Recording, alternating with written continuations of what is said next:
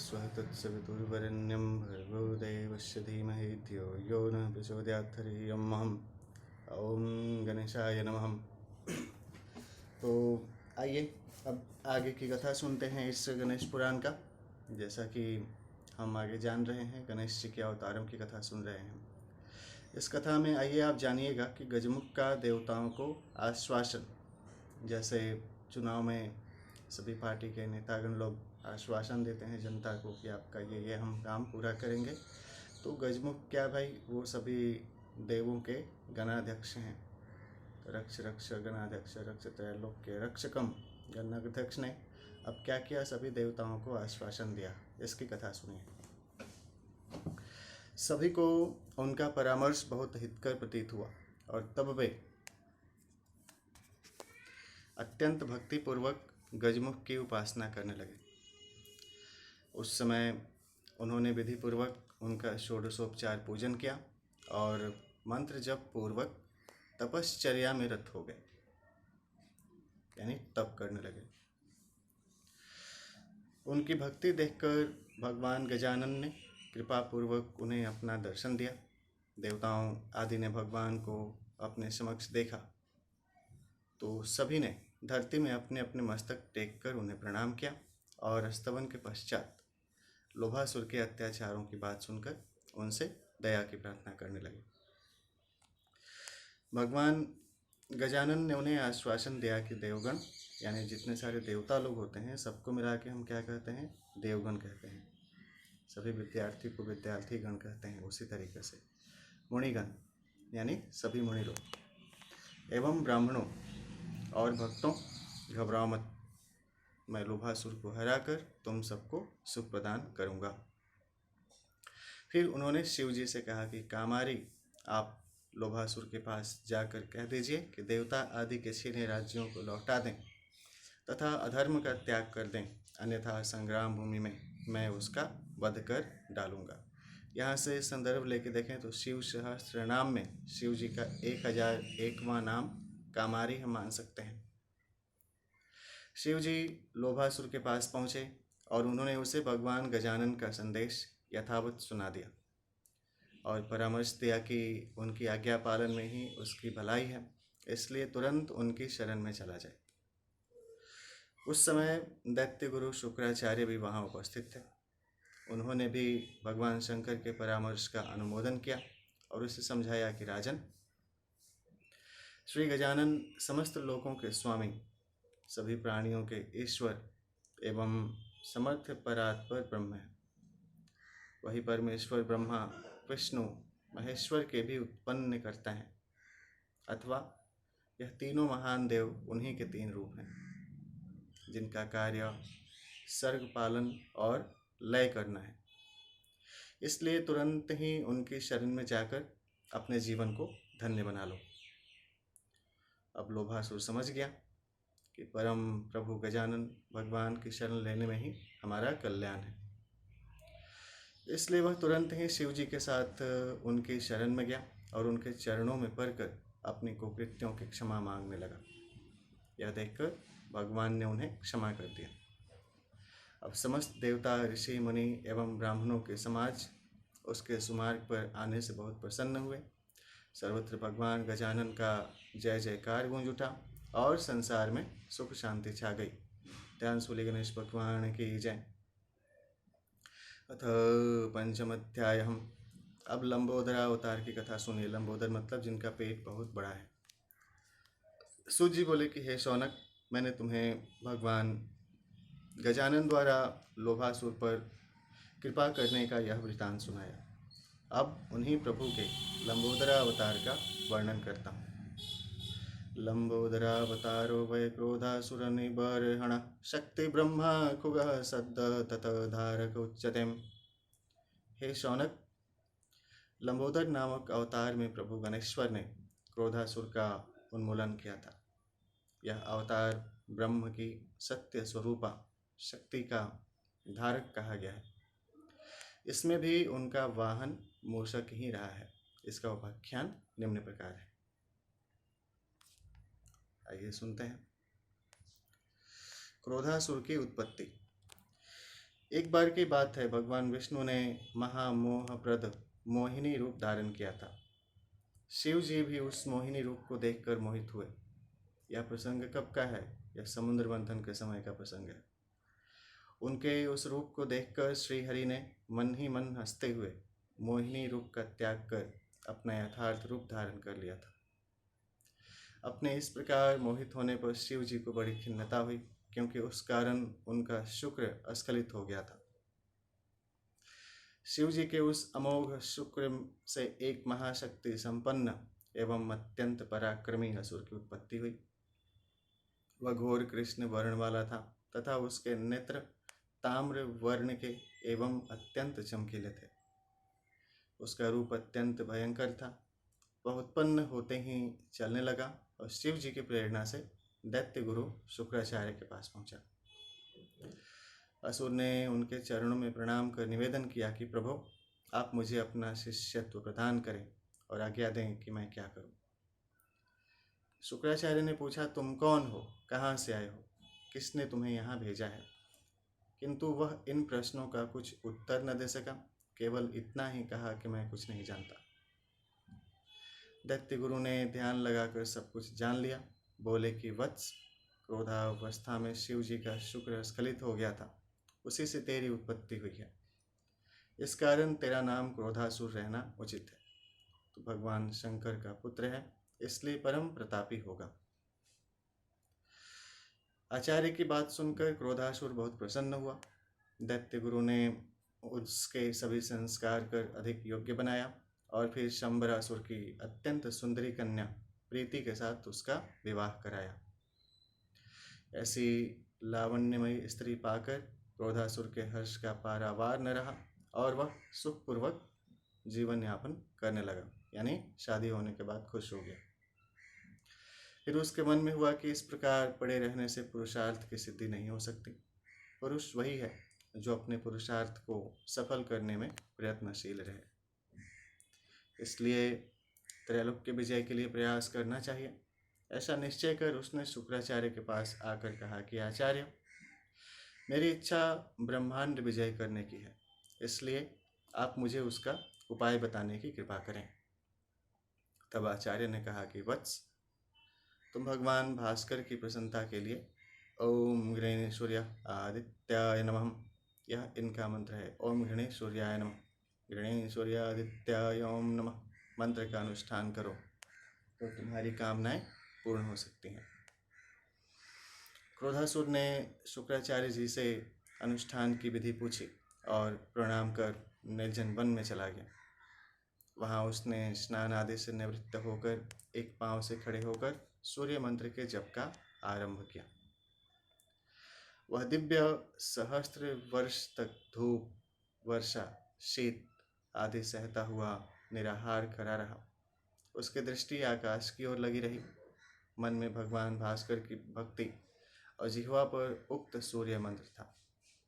उसकी उत्कट तप साधना देखकर भगवान सूर्य की गति में बाधा उपस्थित हुई, इसलिए वे असुर के समक्ष आ उपस्थित हुए। असुर ने सुना कोई गंभीर स्वर में कह रहा है कि वर मांगो। वर को ही हम बोन कहते हैं, BOON, बोन मतलब वर, ब्लेसिंग्स, गिफ्ट ऑफ गॉड। तो सूर्य भगवान ने कहा कि भाई कोई वर मांगो। अब उसने आँखों को अंगुलियों से कुछ मेड़ कर उनकी चकाचौंध दूर करने का प्रयत्न किया और सूर्यदेव के स्वरूप की एक झलक देखकर उनके चरणों में गिर पड़ा। फिर कुछ संभल कर बोला कि प्रभु, आप समस्त विश्व को प्रकाश देने वाले एवं देवताओं के नायक हैं। लाल लाल सुबह दिखाई देते हैं। हे नाथ, मैं समस्त ब्रह्मांड को अपने वश में करना चाहता हूँ। आप मुझे समस्त चराचर विश्व का अधीश्वर बना दीजिए। मैं बल, पराक्रम, ऐश्वर्य आदि में अद्वितीय हो जाऊं।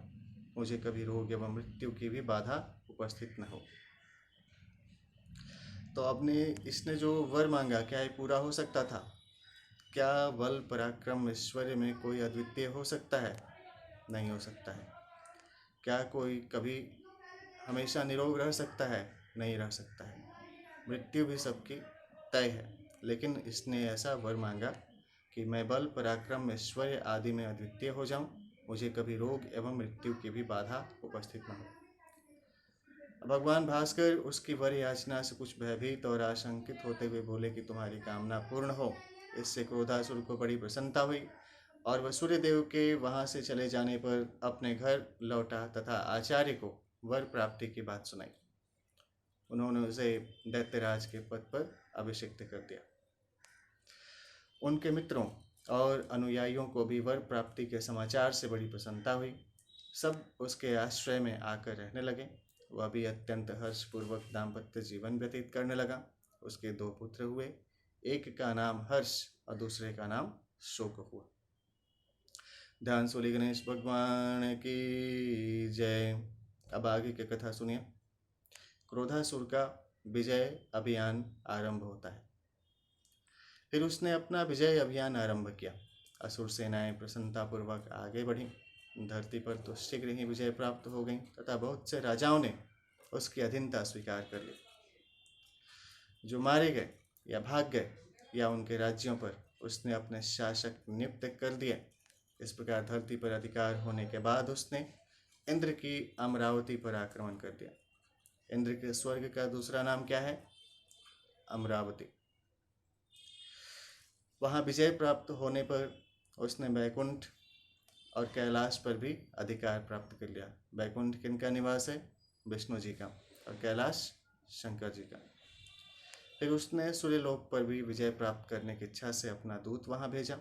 सूर्यदेव उसे स्वयं ही वर प्रदान कर चुके थे, इसलिए क्या कर सकते थे? उन्होंने तुरंत ही अपने लोक का त्याग कर दिया। इसके पश्चात दुखित हुए समस्त देवताओं ने लंबोदर गणाध्यक्ष की उपासना आरंभ की। उनकी परम भक्ति देखकर भगवान गणेश्वर प्रकट होकर बोले कि देवताओं, क्या चाहते हो? देवताओं ने क्रोधासुर के अत्याचार की बात बताकर उससे रक्षा की प्रार्थना की कि हे सूर्य भगवान, आप हमारी रक्षा कीजिए। हे गणेश जी, आप हमारी रक्षा कीजिए। तब भगवान लंबोदर ने उन्हें अभय प्रदान किया, जिससे देवता और ऋषि मुनि आदि निश्चिंत हो गए। तब आकाशवाणी द्वारा क्रोधासुर को विदित हुआ कि भगवान लंबोदर ने देवताओं को अभय दे दिया है, वे समस्त असुरों का नाश कर देंगे। अब दैत्यराज घबराया। उसने अमात्यों से परामर्श किया। अमात्य मतलब मंत्री कहते हैं। साथ ही दैत्यों ने उसे धीरज बंधाते हुए कहा कि राजन, आप चिंता न करें, आप समस्त ब्रह्मांड के अधीश्वर हैं। एक बेचारा लंबोदर ही क्या कर लेगा आपका? हमें आज्ञा दीजिए कि हम उसे मार डालें अथवा पकड़कर आपके सम्मुख उपस्थित कर दें। उनके वचन सुनकर दैत्यराज बहुत प्रसन्न हुआ और उसने अपनी विशाल सेना की तैयारी का आदेश दिया। उधर देवताओं के साथ लंबोदर भगवान की सेना आगे बढ़ी चली आ रही थी। गुप्तचरों ने उसकी सूचना दी तो दैत्य सेना ने राज्य की सीमा पर ही उसका सामना किया। क्रोधासुर स्वयं ही रणक्षेत्र में पहुंचा। उसने देखा कि सामने लंबोदर खड़े हैं। उनका विचित्र वेश है। मूषक पर आरूढ़ हाथी का सा मुख, 3 नेत्र और लंबा उदर, नाभि में शेष नाग लपेटे हुए हैं। वह क्रोधपूर्वक बोला, यह क्या स्वांग बना लाए हो? लंबोदर बोले, अरे मूढ़, तुझे विज्ञात हुआ जाता है कि इस स्वांग का रहस्य क्या है। स्वांग मतलब जैसे अलग अलग आप देखते होंगे फिल्म में, अलग अलग जो हीरो होते हैं, हीरोइन होते हैं, अलग अलग रोल करते हैं। उसी तरीके से स्वांग की बात को उसने कहा। अब दोनों ओर से स्वांग कहेंगे कि वाणा कहेंगे, बाणा कहेंगे, वेशभूषा। दोनों ओर से घोर युद्ध के आरंभ में तो दोनों ओर के वीर मारे जाने लगे थे, किंतु बाद में असुरों का ही अधिक संहार होने लगा। क्रोधासुर के अत्यंत महाबली सहायक जिरिम्भ, माल्यवान, रावण, कुंभकर्ण, बलि एवं राहु आदि वीर मृत्यपात हुए धरती पर जा गिरे देख बहुत क्रोधित हुए और लंबोदर से बोला कि अरे मूर्ख जंतु, तो मुझ ब्राह्मण विजेता से युद्ध करके जीत की आशा करता है? क्या तेरी बुद्धि नष्ट हो गई है? देख, यदि तू अपनी कुशल चाहता है तो मेरी शरण को प्राप्त हो, अन्यथा तेरा लंबा पेट एक ही बाण के प्रहार से विदीर्ण कर दूंगा। भगवान लंबोदर ने उसकी बात सुनकर अट्टहास किया। अट्टहास मतलब हंसना। और फिर बोले कि दुष्ट दैत्य, तो इस प्रकार की बकवाद करता हुआ मरने की इच्छा क्यों करता है? मैं तो तेरे जैसे असुरों को ही खोजता फिरता हूँ और तुझे मारने के लिए ही यहाँ आया हूँ। तूने आदित्य से वर प्राप्त करके बड़े अधर्म कार्य किए हैं। मूर्ख, मैं तो समस्त प्राणियों के शरीर में निवास करने वाला अनिर्वचनीय परमात्मा हूँ। तू मुझे किस प्रकार जीत सकता है? क्रोधासुर बोला कि परमात्मा तो अजन्मा और अगोचर है।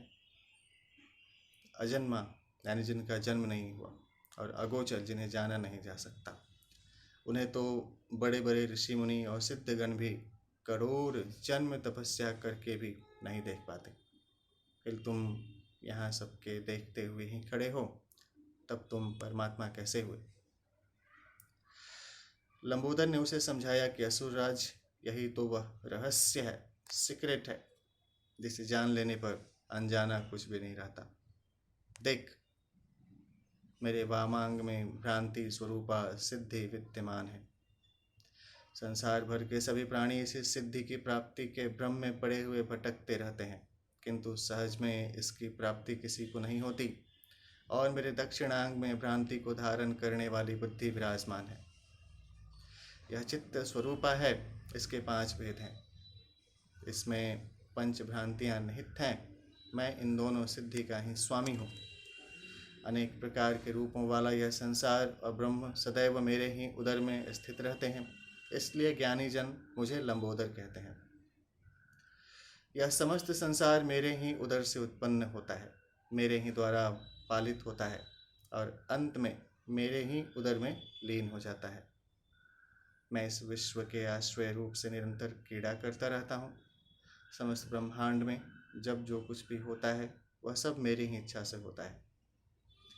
मुझे ब्रह्मा जानते हैं, देव गुरु बृहस्पति और दैत्य गुरु शुक्राचार्य भी मुझे भली प्रकार जानते हैं। वस्तुतः मेरे लिए देवता और दैत्य दोनों ही समान हैं। मैं न तो दैत्यों को मारना चाहता हूँ, न देवताओं को ही।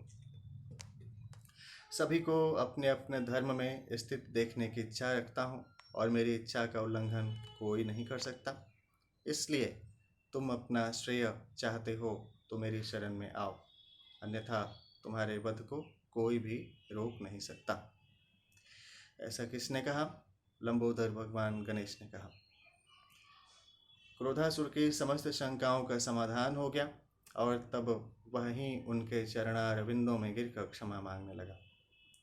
यह देखकर कृपालु लंबोदर प्रसन्न हो गए और उन्होंने दैत्यराज को कृपापूर्ण दृष्टि से देखा।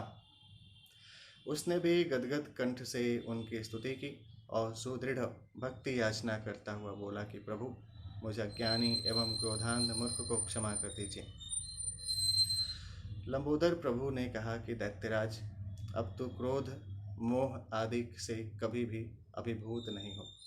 तो भगवान शंकर के अंश से उत्पन्न होने के कारण भी कम महिमा वाला नहीं है।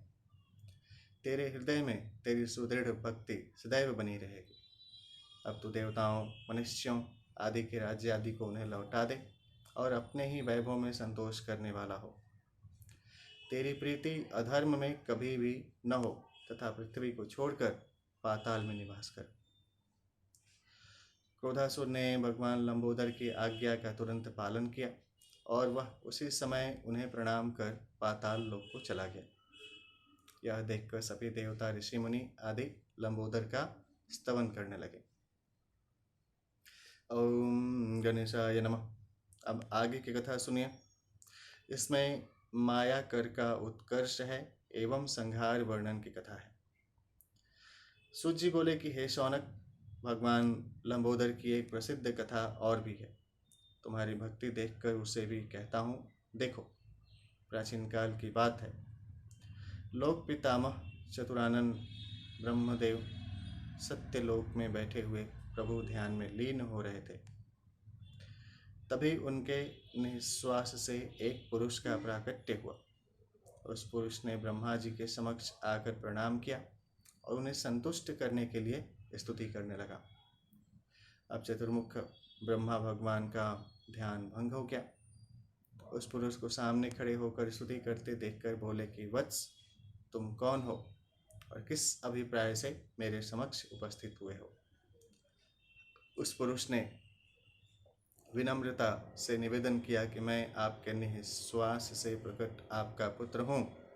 आप मेरा नाम रखिए और रहने के लिए स्थान प्रदान कीजिए।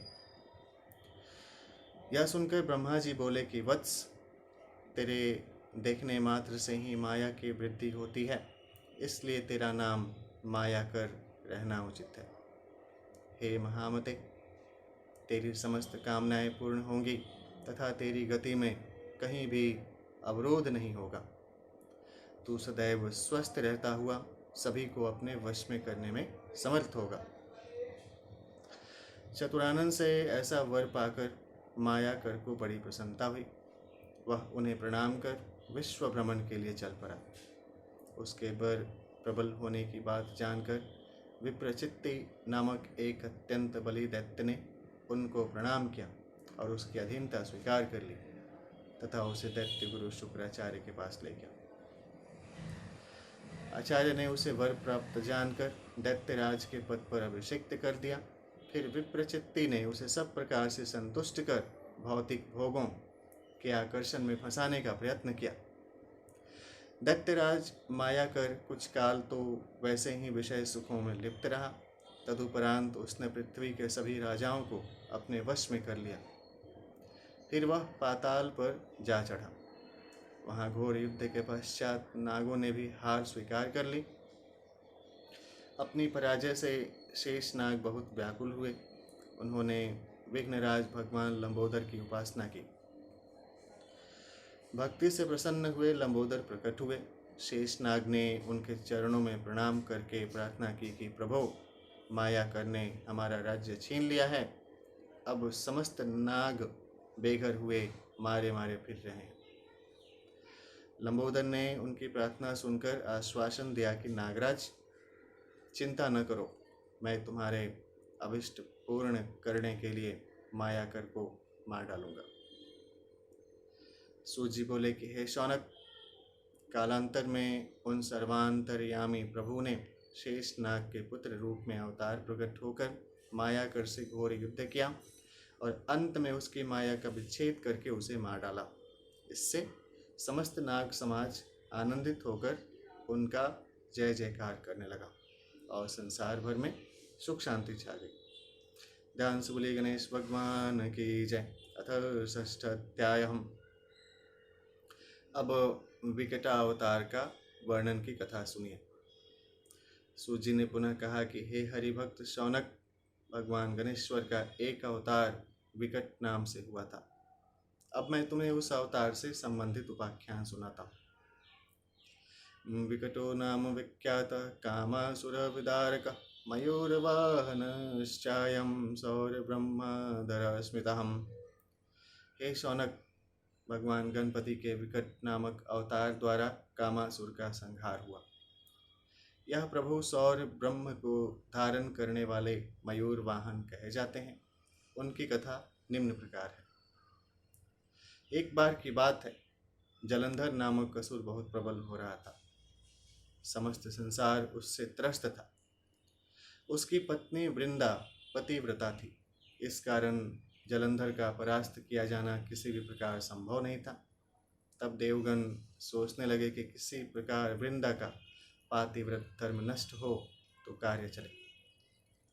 इस कार्य को हाथ में लिया भगवान विष्णु ने और जलंधर का रूप बनाकर वृंदा के भवन में जा पहुँचे। उस समय जलंधर रण क्षेत्र में गया हुआ था। वृंदा ने विष्णु को पति रूप में देखकर उनका बड़ा सत्कार किया। उसका स्पर्श करते ही विष्णु का शुक्र स्खलित हो गया, जिससे एक अत्यंत तेजस्वी असुर की उत्पत्ति हुई। वह असुर अदृश्य की प्रेरणा से दैत्य गुरु की सेवा में पहुंचा और उन्हें प्रणाम कर एक ओर खड़ा हो गया। फिर बोला कि प्रभु, मुझे शिष्य रूप में स्वीकार कीजिए। शुक्राचार्य बोले कि तू कामातुरता के कारण उत्पन्न हुआ है, इसलिए तेरा नाम कामासुर होगा। तो भगवान शंकर के पंचाक्षरी मंत्र नमः शिवाय का अनुष्ठान कर। ओम नमः शिवाय, यह पूरा मंत्र है। कामासुर का वर प्राप्त करना, इसकी कथा सुनी। अब कामासुर गुरु चरणों में प्रणाम कर निर्जन अरण्य में चला गया और आचार्य द्वारा बताई विधि से पंचाक्षरी मंत्र के जप पूर्वक शिव जी को प्रसन्न करने लगा। उसके कठोरतम तप से संतुष्ट हुए देवाधिदेव महादेव प्रकट हो गए। उनके दर्शन से कृतार्थ हुए कामासुर ने उन्हें प्रणाम कर स्तवन किया। फिर विनय युक्त वचनों से बोला कि आशुतोष प्रभु, आपने आज मुझे कृतार्थ कर दिया है। हे नाथ, मैं आपके चरणों की सुदृढ़ भक्ति की याचना करता हूँ। तो शिव जी बोले, वह तो तुझे सहज ही प्राप्त हो गई वत्स। अब तेरा अन्य अभिष्ट हो वह भी मांग लो।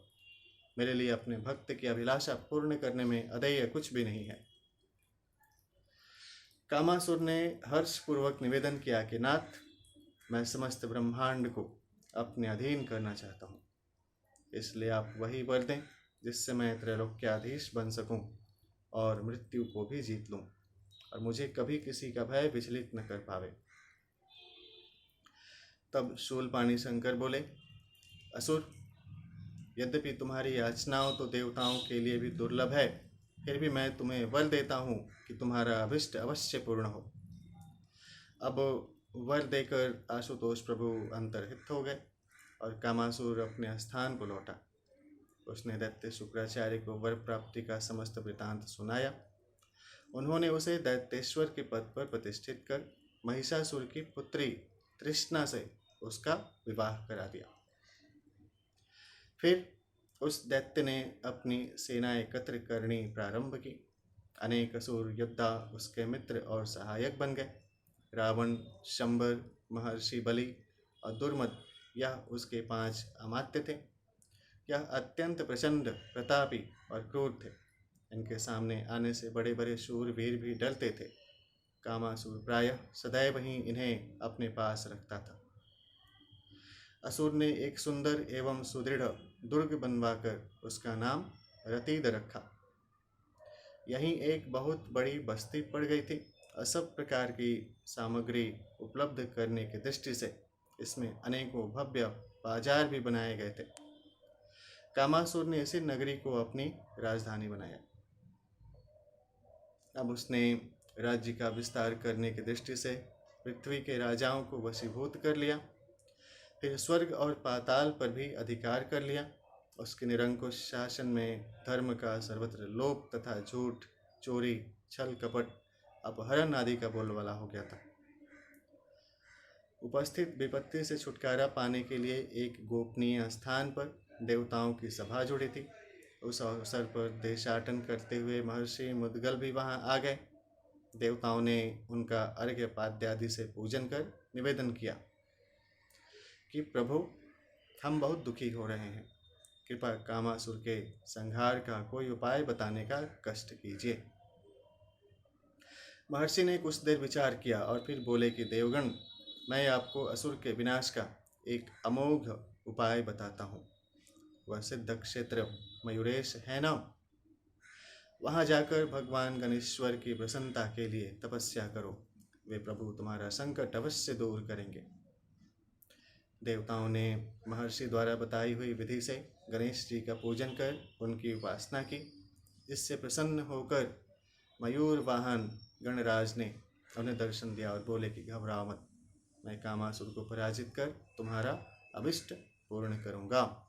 ध्यान से बोलिए गणेश भगवान की जय, गणराज की जय। अब कामासुर का आत्मसमर्पण की कथा सुनिए। यानी कामासुर ने क्या किया, सरेंडर कर दिया। किनके सामने? गजानन गणराज गणेश जी के सामने।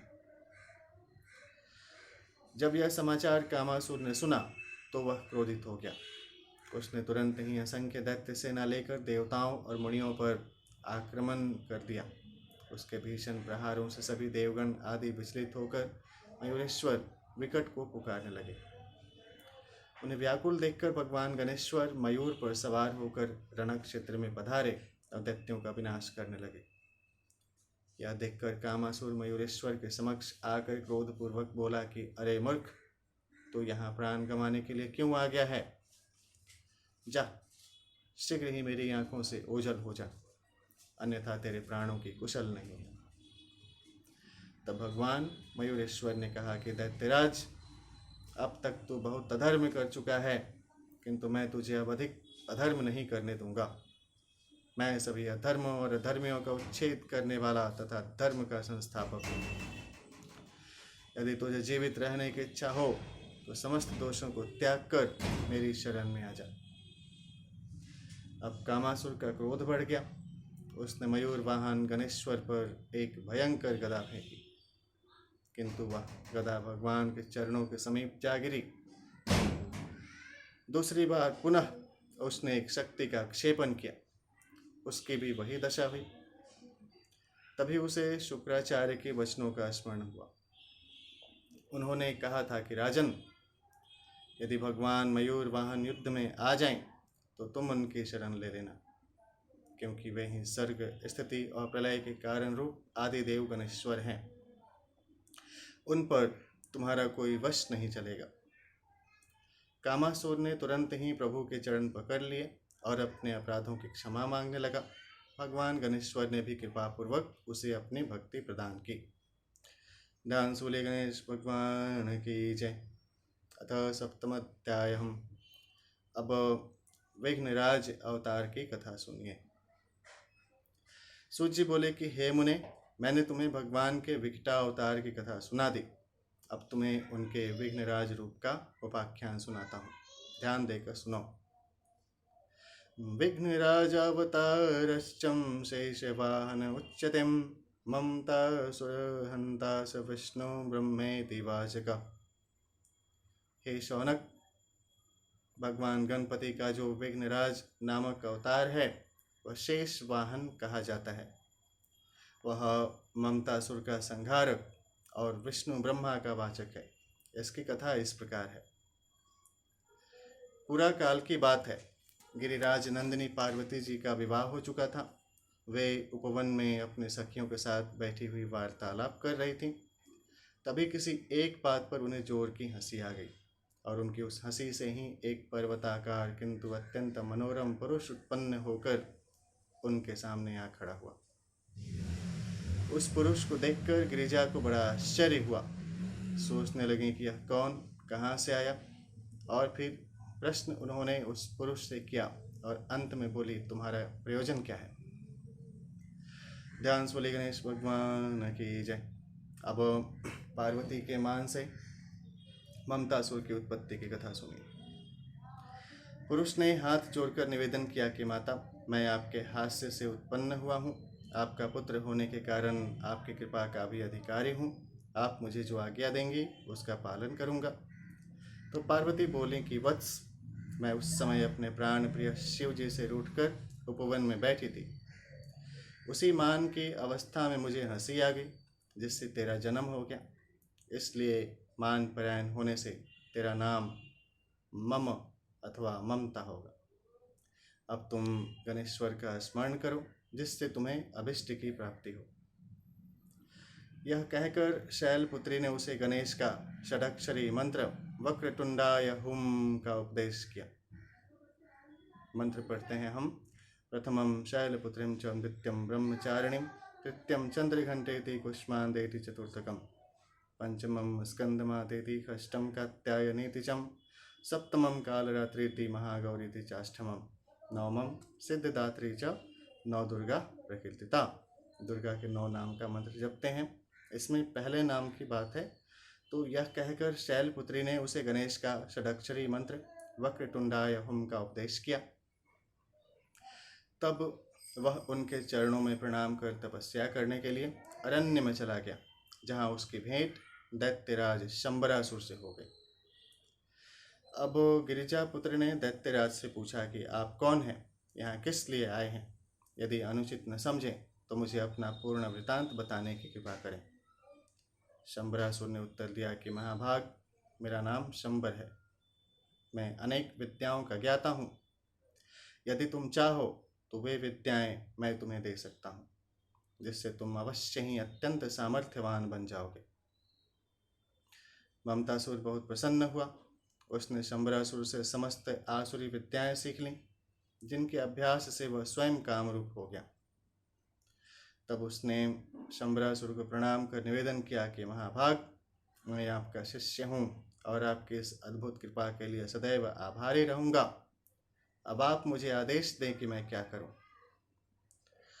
शंबरासुर ने कहा कि वत्स, अब तुम अपूर्व शक्ति प्राप्त करने के उद्देश्य से भगवान विघ्नराज को प्रसन्न करो।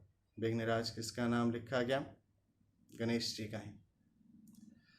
जब वे संतुष्ट होकर वर मांगने को कहें, तब तुम केवल समस्त ब्रह्मांड का राज्य और अमरत्व ही मांगना और कुछ भी न मांगना, जो कि असंभव है।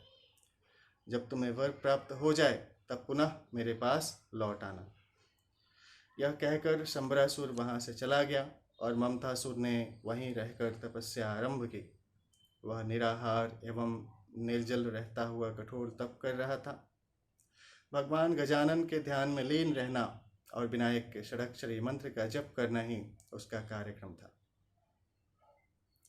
इस प्रकार तपश्चर्या करते हुए उसे 1000 दिव्य वर्ष व्यतीत हो गए। तब वरदराज गणेश्वर ने प्रसन्न होकर उसे दर्शन दिए और कहा कि भक्तराज, वर मांगो। उसने भगवान विघ्नराज के दर्शन किए तो हर्ष विह्वल हो गया और उनके चरणों में प्रणाम कर गदगद कंठ से धीरे धीरे बोला कि हे प्रभो, हे वरदायक विघ्नेश्वर, मैं क्या मांगूं? यह मेरी समझ में नहीं आता। आप सर्व ऐश्वर्य निधान से कोई निम्न कोटि की वस्तु मांगो तो मेरा वह कार्य उपहास के योग्य ही होगा। अतएव हे नाथ, आप मुझे ब्रह्मांड का राज्य प्रदान कीजिए और अमर बना दीजिए। मैं शिव, विष्णु आदि से भी युद्ध में पराजित न हो सकूं। हे प्रभो, आप मुझे अमोघ शस्त्रधारी कर दें, मेरे समक्ष कभी कोई विघ्न उपस्थित न हो। ऐसा उसने क्या किया? वर मांगा कि boon secret, give me some blessings, some boon, some powers, so that I could conquer even Shiva, Vishnu also, and became invincible. But that was not possible in practicality. अब भगवान विघ्नराज ने कहा कि असुरेंद्र, तेरी कामना दुस्साध्य होते हुए भी पूर्ण करूंगा। यह कहकर भगवान अंतर ध्यान हो गए। ममतासुर उनसे वर पाकर अत्यंत प्रसन्न हो उठा। उसने शंबरासुर के पास जाकर समस्त वृतांत कहा तो वह बहुत प्रसन्न हुआ। उसने अपनी अत्यंत सुंदर कन्या मोहिनी का विवाह ममतासुर के साथ कर दिया। कुछ दिन उसने आनंदोपभोग में व्यतीत किए और तब एक दिन शंबर की प्रेरणा से वह दैत्य गुरु शुक्राचार्य जी के पास जा पहुंचा। तो उसने आचार्य को प्रणाम कर विघ्नराज से वर प्राप्त होने की बात सुनाई। इससे शुक्राचार्य जी को बड़ी प्रसन्नता हुई। उन्होंने कहा कि असुरेश्वर, तूने विघ्नराज को प्रसन्न कर लिया, यह बहुत अच्छा किया है। ममतासुर के आग्रह पर दैत्य गुरु उसके भवन में पधारे और वहां उसे दैत्यराज के पद पर प्रतिष्ठित किया तथा अत्यंत पराक्रमी 5 बलवान दैत्य उसके प्रधान नियुक्त कर दिए, जिसके नाम प्रेत, काल, कलाप, कलाजित और धर्महा थे। उस समय अनेकों बड़े बड़े दैत्य, दानव एवं राक्षस राज वहां उपस्थित थे। ममतासुर ने सभी को अनेक प्रकार की परिचर्याओं और उपहारों से संतुष्ट किया। फिर वे सभी अपने अपने स्थान को लौट गए। इधर ममतासुर ने चिंतानाशक निर्ममपुरी को अपनी राजधानी बनाया और वहीं एक अत्यंत वैभवशाली भव्य भवन में रहने लगे। उसके 2 पुत्र हुए, नाम रखे गए धर्म और अधर्म। वे धीरे धीरे बड़े होने लगे। इस प्रकार असुरराज निश्चिंत एवं निर्भय हुआ सुखपूर्वक गृहस्थ सुख भोग रहा था। ध्यान सूली गणेश भगवान की जय। अब शंबरासुर की प्रेरणा से दिग्विजय करना, इसकी कथा सुनिए। किंतु शंबर को चैन कहाँ। उसने ममतासुर को त्रैलोक्य विजय के लिए प्रेरित किया। बोला कि वत्स, तुम विघ्नराज गणेश्वर से ब्रह्मांड के राज्य की प्राप्ति कर वर पा चुके हो, इसलिए उसमें पूर्ण समर्थ भी हो, तब तुम्हें उसकी प्राप्ति कर लेनी चाहिए। देखो, कार्य तो करने से ही होगा, बिना किए तो कुछ मिलता नहीं। ममतासुर ने निवेदन किया कि आप विश्वास रखें, मैं शीघ्र ही समस्त ब्रह्मांड पर विजय प्राप्त कर लूँगा। मेरे पास असंख्य असुरों की सेना, आपकी दी हुई विद्याएं, सब विघ्नराज प्रदत्त विजय वर विद्यमान है। तब मेरी गति कौन रोक सकता है। दूसरे दिन उन्होंने शुक्राचार्य से निवेदन किया कि प्रभु, मैं अब ब्रह्मांड विजय के लिए यात्रा करना चाहता हूँ। आप मुझ पर कृपा करें और अपना शुभ आशीर्वाद प्रदान करें। शुक्राचार्य ने प्रसन्नता व्यक्त करते हुए कहा कि राजन, तुम्हें सफलता मिले, किंतु एक बात ध्यान में रखना कि भगवान विघ्नराज की कृपा से तुम्हें इतने महान पराक्रम के वैभव की उपलब्धि हुई है, इसलिए उनसे कभी विरोध मत करना। ममतासुर ने उनके आज्ञा पालन का वचन दिया और प्रणाम कर असुर सेना को तैयार होने की आज्ञा दी। उसने सर्वप्रथम पृथ्वी के नरेशों पर आक्रमण कर उन पर एक एक कर विजय प्राप्त की। इस प्रकार समस्त भूमि को जीतने में उसे अधिक समय नहीं लगा। अब उसने पाताल लोक पर चढ़ाई की और शीघ्र ही वहां अधिकार कर इंद्रलोक पर आक्रमण कर दिया, जहां वज्रा युद्ध से घोर युद्ध करना पड़ा। यद्यपि देवगण अधिक संगठित और पराक्रमी थे, तो भी विघ्नराज के वर से प्रबल ममतासुर के समक्ष वे टिक न सके। अंत में स्वर्ग पर भी उसका शासन स्थापित हो गया। इसके बाद उसने विष्णुलोक और शिवलोक को भी अपने अधीन कर लिया। सर्वत्र उसका निरंकुश शासन स्थापित हो चुका था। उसके राज्य में धर्म कर्म का लोभ और अधर्म की वृद्धि हो रही थी।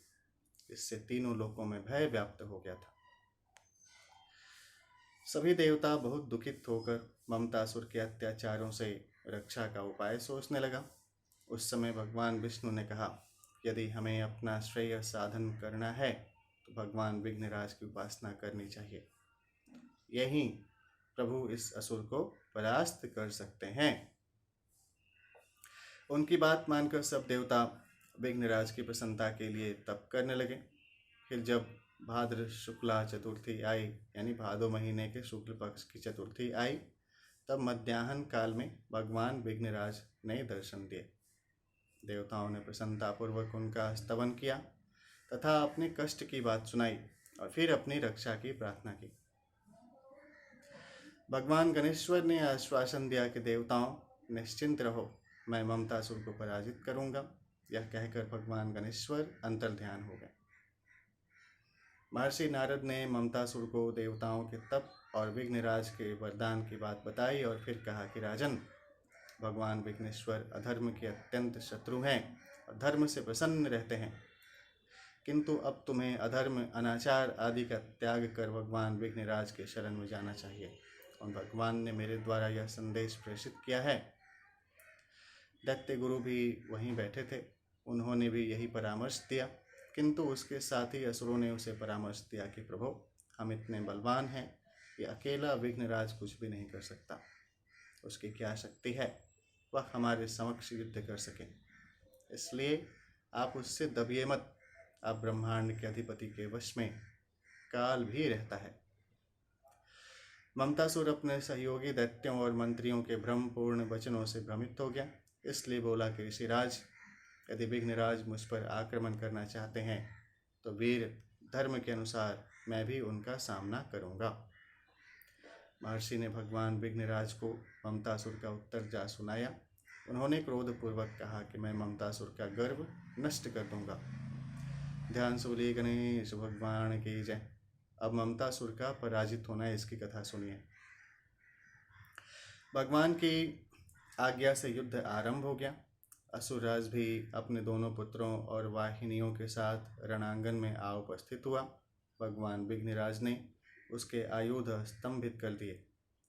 वह ज्यों ही हथियार उठाता त्यों ही वे धरती पर गिर जाते। फिर भगवान ने अपना दिव्य कमल असुर सेना के मध्य छोड़ दिया। उस कमल की गंध से सभी असुर मूर्छित हो गए। ममतासुर भी मूर्छित हुआ पड़ा रहा। फिर जब उसे होश आया तब वह कमल को देखकर कंपायमान हो उठा और विघ्नराज की स्तुति करने लगा। तब वे भगवान प्रसन्न हो गए। उन्होंने ममतासुर को आदेश दिया कि असुर श्रेष्ठ, तू देवताओं को अपने अपने पद का उपभोग करने दे। ऋषि मुनियों और ब्राह्मणों को धर्माचरण की स्वतंत्रता रहना आवश्यक है। तू भी अधर्म कार्यों का त्याग कर और अपने को सीमित रख। जहाँ मेरा पूजन स्मरण न किया जाता हो वहीं लोगों को मोहित करके उनके हृदय पर अपना राज्य स्थापित कर, किंतु मेरे भक्तों के समक्ष सेवक के समान रहता हुआ उनके सम्मान में लगा रहा। असुरराज ने उनकी आज्ञा स्वीकार की और फिर चरणों में प्रणाम एवं परिक्रमा कर वहां से चला गया। इससे समस्त देवता और ऋषि मुनि आदि प्रसन्न होकर उनकी स्तुति करने लगे। ध्यान सूली गणेश भगवान की जय। अब अष्टम अध्याय में धूम्र वर्णावतार उपाख्यान की कथा सुनिए। सूत जी बोले कि हे मुने, मैंने तुम्हें भगवान विघ्नराज का श्रेष्ठ वृतांत सुना दिया है।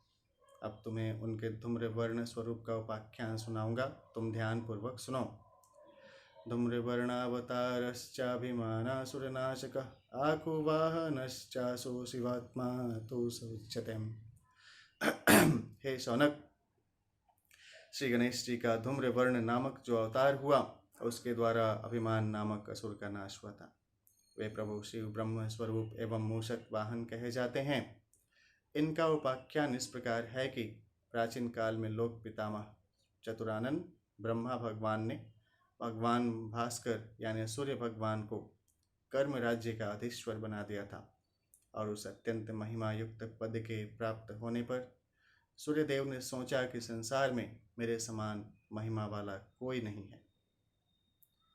उन्होंने पुनः सोचा, कर्म के प्रभाव से चतुरानन सृष्टि रचते, उसी से भगवान श्रीहरि संसार का पालन करते और उसी से शिव जी संसार कार्य में समर्थ होते थे। शक्ति भी शिव का पालन पोषण कर्म के बल पर ही करती है। इस प्रकार सभी अपने अपने कर्म के अधीन है और मैं समस्त कर्मों का संचालन करने वाला देवता हूँ। इससे स्पष्ट है कि सभी मेरे अधीन हैं। ध्यान सूर्य गणेश भगवान की जय। अब भास्कर के अहम से अहंतासुर की उत्पत्ति की कथा सुनिए। इस प्रकार अहंकार पूर्वक विचार करते करते सहसा उन्हें छींक आ गई, जिससे एक सुंदर पुरुष की उत्पत्ति हुई। वह महाकाय और महाबली था। उसके नेत्र भी बहुत विशाल थे। वह पुरुष दैत्य गुरु शुक्राचार्य के पास गया और प्रणाम कर एक ओर खड़ा हो गया। दैत्य गुरु ने उसे देखकर पूछा कि तू कौन है, यहाँ किस प्रयोजन से उपस्थित हुआ है, सभी बात विस्तार पूर्वक मुझे बता। वह पुरुष विनय पूर्वक बोला कि प्रभु, भगवान भास्कर कुछ विचार कर रहे थे, तभी उन्हें छींक आ गई। मैं उसी छींक से उत्पन्न हुआ हूँ। इस प्रकार इस पृथ्वी पर तो अनाथ और आश्रयहीन ही हूँ। आपकी कीर्ति सुनकर ही यहाँ आया हूँ और आपके अधीन रहता हुआ आपकी आज्ञा पालन करता रहूँ, ऐसा मेरा विचार है। शुक्राचार्य ने कुछ देर ध्यानावस्थित रहने के पश्चात कहा कि तुम्हारी उत्पत्ति सूर्य के अहंकार से हुई है, इस कारण तुम्हारा नाम अहम एवं अभिमान होगा। तुम गणेश के षोडशाक्षरी मंत्र ओम गंग गं गणपते विघ्न विनाशिने स्वाहा के जपानुष्ठान पूर्वक उन्हीं भगवान गजानन को प्रसन्न करो। अभिमान ने उनकी आज्ञा सुनकर प्रणाम किया और अनुष्ठान की विधि सीख कर चला गया और वहाँ स्नान आदि से निवृत्त होकर अनुष्ठान करने लगा। उसने 1000 दिव्य वर्ष तक श्री गणराज का ध्यान करते हुए कठिन तपश्चर्या की। मूषक वाहन गणाध्यक्ष प्रसन्न हो गए। अभिमान ने देखा कि भगवान प्रकट हो गए हैं। उनका गजेंद्र के समान मुख, एक दांत, 3 नेत्र, शूर्प जैसे कान एवं विशाल उदर हैं। वे चतुर्भुज स्वरूप प्रभु अपने कर कमलों में पाश आदि आयुध धारण किए हुए हैं। उनके अद्भुत रूप के दर्शन करके अभिमान हर्ष विभोर हो गया। उसने तुरंत ही उन मंगलों के भी मंगल वरदराज को भक्ति भाव से प्रणाम किया और फिर उनका पूजन कर स्तवन करने लगा। इससे संतुष्ट हुए भगवान गजानन ने कहा कि हे सुव्रत, मैं प्रसन्न हूँ, वर मांगो। अभिमान ने करबद्ध निवेदन किया कि प्रभु, यदि आप प्रसन्न हैं तो मुझे अपनी भक्ति प्रदान कीजिए। आपकी कृपा से मेरी सभी अभिलाषाएं पूर्ण हो जाएं तथा आरोग्य, विजय और समस्त विश्व का साम्राज्य प्रदान कीजिए। हे नाथ, मैं माया से किसी भी प्रकार से मृत्यु को प्राप्त न हो। ऐसा ही हो, कहकर भगवान वरदराज अंतर्निहित यानी अंतर्ध्यान हो गए। अब अभिमान भी प्रसन्न होता हुआ दैत्य गुरु के समीप पहुंचा और उन्हें प्रणाम कर वर प्राप्ति का संवाद उन्हें सुनाया। तब शुक्राचार्य ने अनेक मुख्य असुरों को बुलाकर उसके वरदराज के वर के प्रबल होने की बात बताई और उनकी सहमति से अभिमान को दैत्येश्वर के पद पर अभिषिक्त कर दिया। अब अहमासुर प्रबल प्रतापी राजा बन गया था। प्रमदासुर नामक एक दैत्य श्रेष्ठ ने उसके साथ अपनी कन्या का विवाह कर दिया, जिससे गर्व और श्रेष्ठ नामक 2 पुत्र उत्पन्न हुए।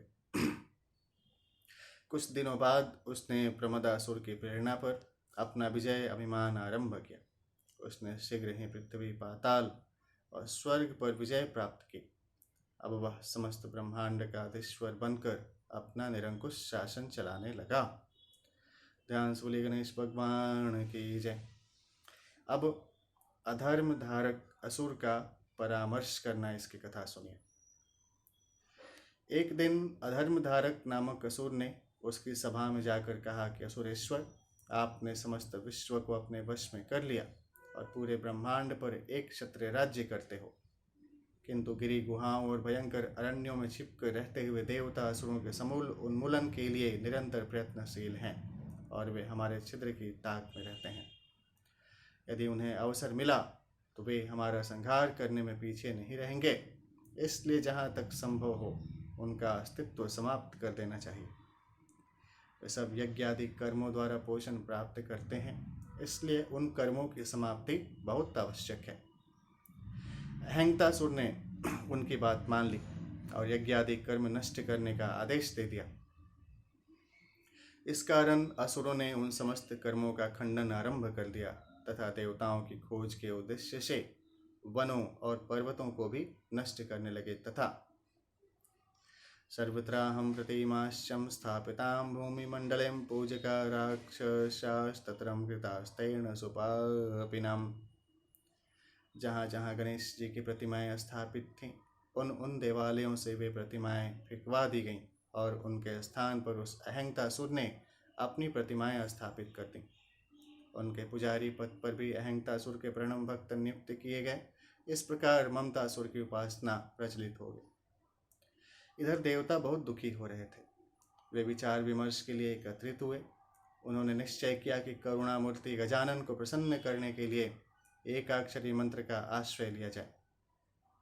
तब वे सब विधि पूर्वक भगवान गणेश्वर की उपासना करने लगे। इससे संतुष्ट होकर उन्होंने दर्शन दिए। देवताओं ने स्तवन आदि करने के पश्चात निवेदन किया कि हे प्रभु, हम आपके परम भक्त इस समय अहंतासुर के भय से घोर संकट में पड़े हुए हैं, अतएव आप हमारी रक्षा करने की कृपा कीजिए। भगवान धूम्रवर्ण ने उन्हें आश्वासन दिया कि हे देवताओं, मैं तुम्हारे समस्त संकट शीघ्र ही दूर करूंगा।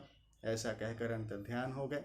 तब प्रसन्न हुए देवगण उन्हीं का ध्यान एवं यश गान आदि करते हुए समय की प्रतीक्षा करने लगे। रात्रि में भगवान गणेश्वर ने अपनी क्रोधपूर्ण मुद्रा में अहंतासुर को दर्शन दिया, जिससे दैत्यराज कांप उठा। उसने प्रातःकाल अपने सभा में आकर असुरों से कहा कि मैंने स्वप्न में गणेश्वर को देखा था। वे बड़े क्रोधित हो रहे थे।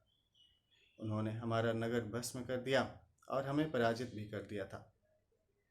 मैंने देखा कि देवगण पुनः स्वच्छंद विचरण कर रहे हैं। यह स्वप्न कितना अशुभ और भयंकर है।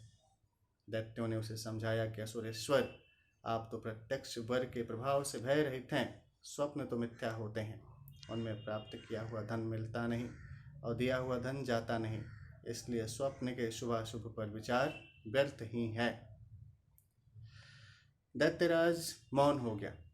इधर देवर्षि नारद का आगमन हुआ तो उसने उनका बड़ा सत्कार किया। उन्होंने उसे भगवान धूम्रवर्ण का संदेश दिया कि तुम मेरे ही वर से प्रबल हुए हो, इसलिए मेरे प्रकोप से नष्ट भी हो जाओगे। अतः शीघ्र ही समस्त अधर्म कार्यों का त्याग कर मेरी शरण में आ जाओ, अन्यथा रण क्षेत्र में मैं तुम्हें जीवित नहीं छोड़ूंगा। ध्यान से बोलिए गणेश भगवान की जय। अब अहंतासुर तथा धूम्रवर्ण का युद्ध की कथा सुनिए।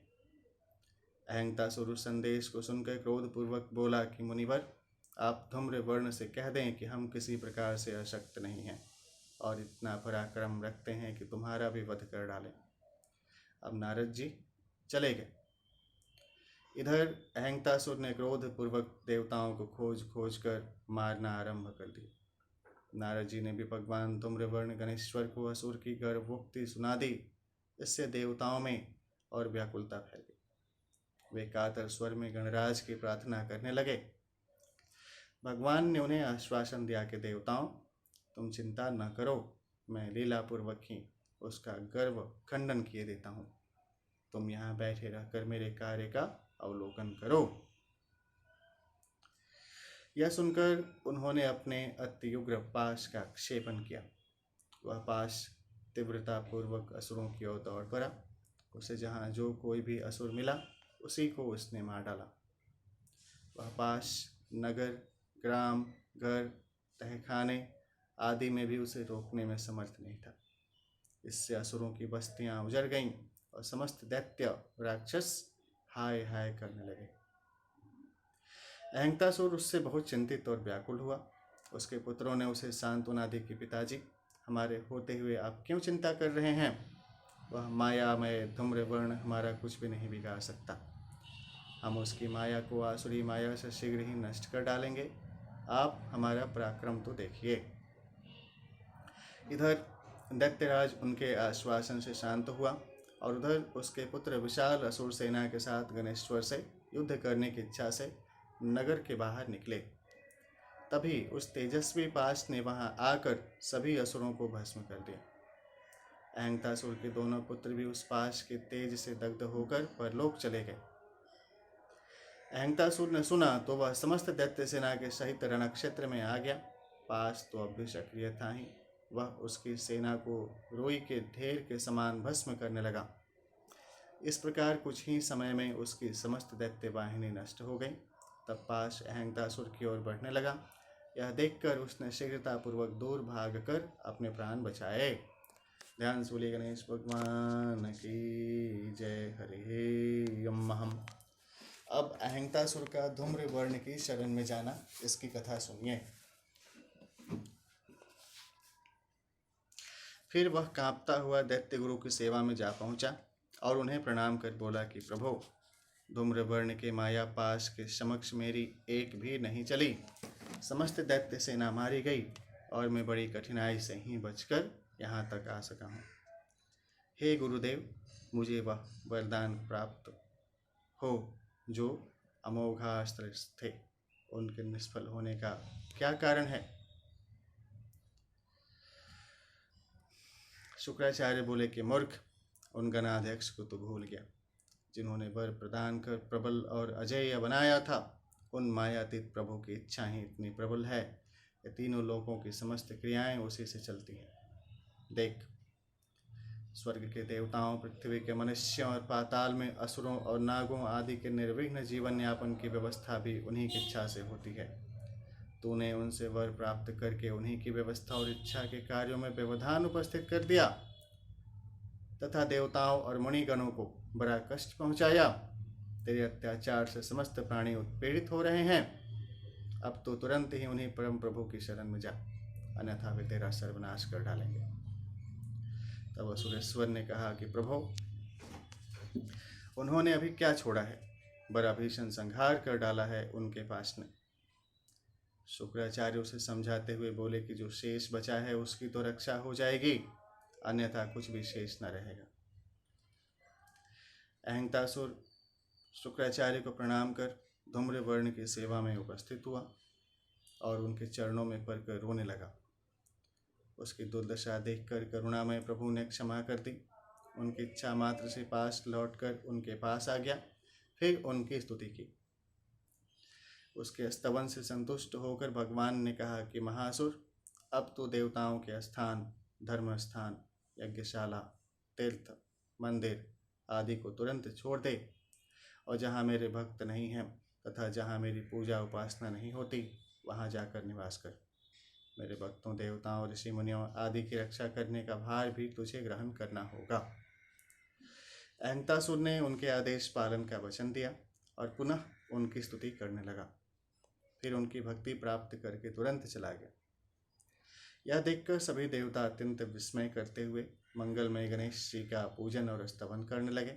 फिर गणेश जी को प्रणाम कर देवताओं ने उनका जय घोष किया और जब वे प्रभु अंतर्ध्यान हो गए तब हर्ष विभोर होकर अपने अपने स्थानों को गए।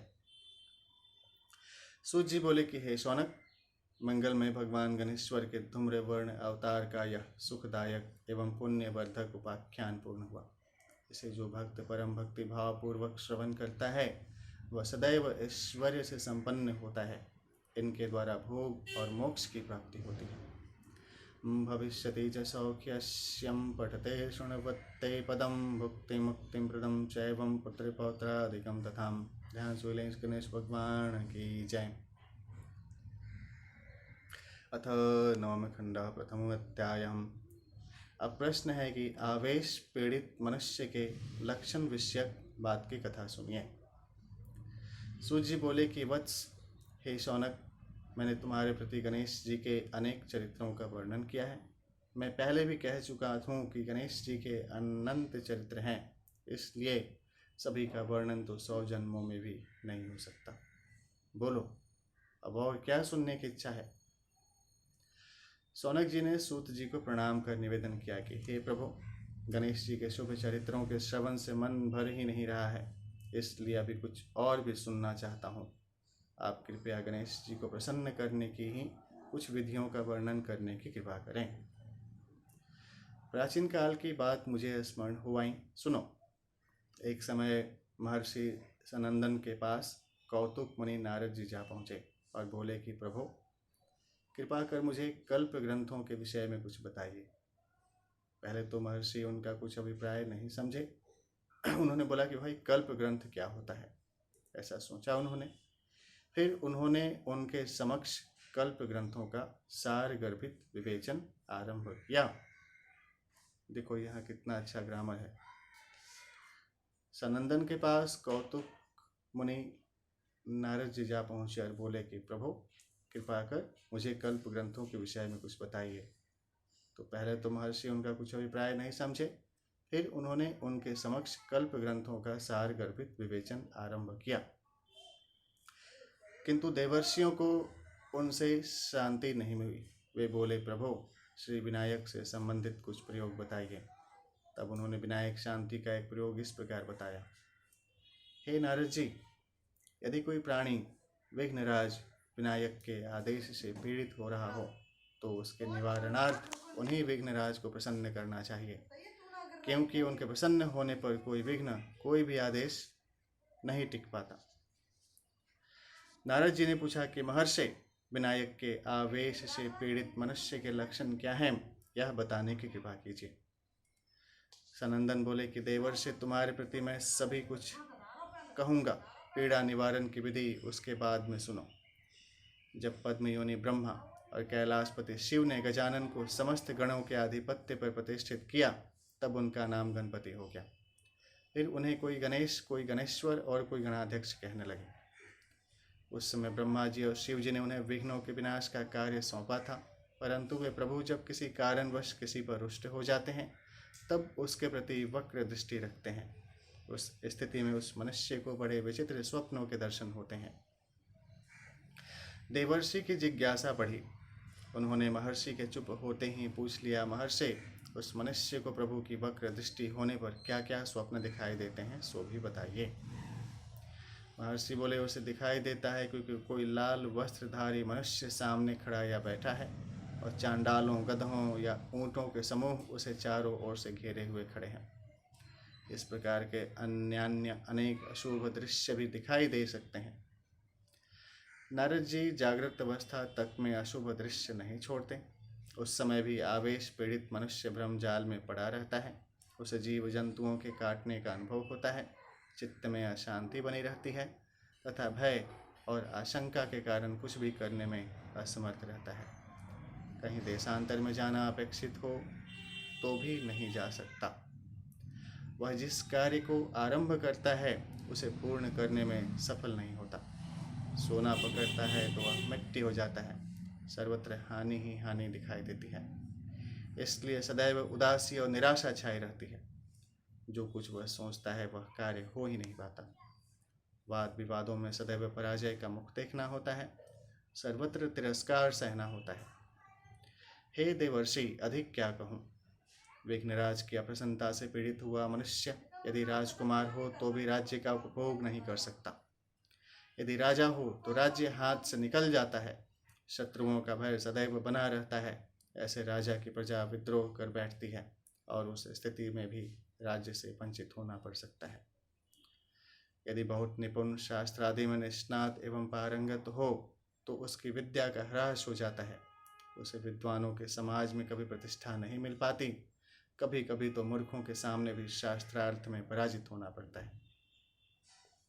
भगवान विघ्नेश का कोप यदि किसी विद्यार्थी पर हो तो वह विद्योपार्जन में असफल रहता है। जो कुछ याद करता है वह शीघ्र ही भूल जाता है। परीक्षा में उत्तीर्ण होना तो उसके लिए बहुत ही कठिन कार्य होता है। इसके फलस्वरूप अनुत्तीर्णता ही हाथ लगती है। व्यापारियों को उनके व्यापार में लाभ नहीं हो पाता। कितना ही लाभ का सौदा क्यों न हो, घाटा ही रहता है। पास की जमा पूंजी भी घाटे में निकलने लगती है। न चाहते हुए भी ऋण बढ़ने लगता है, जिनका चुकाना कठिन हो जाता है।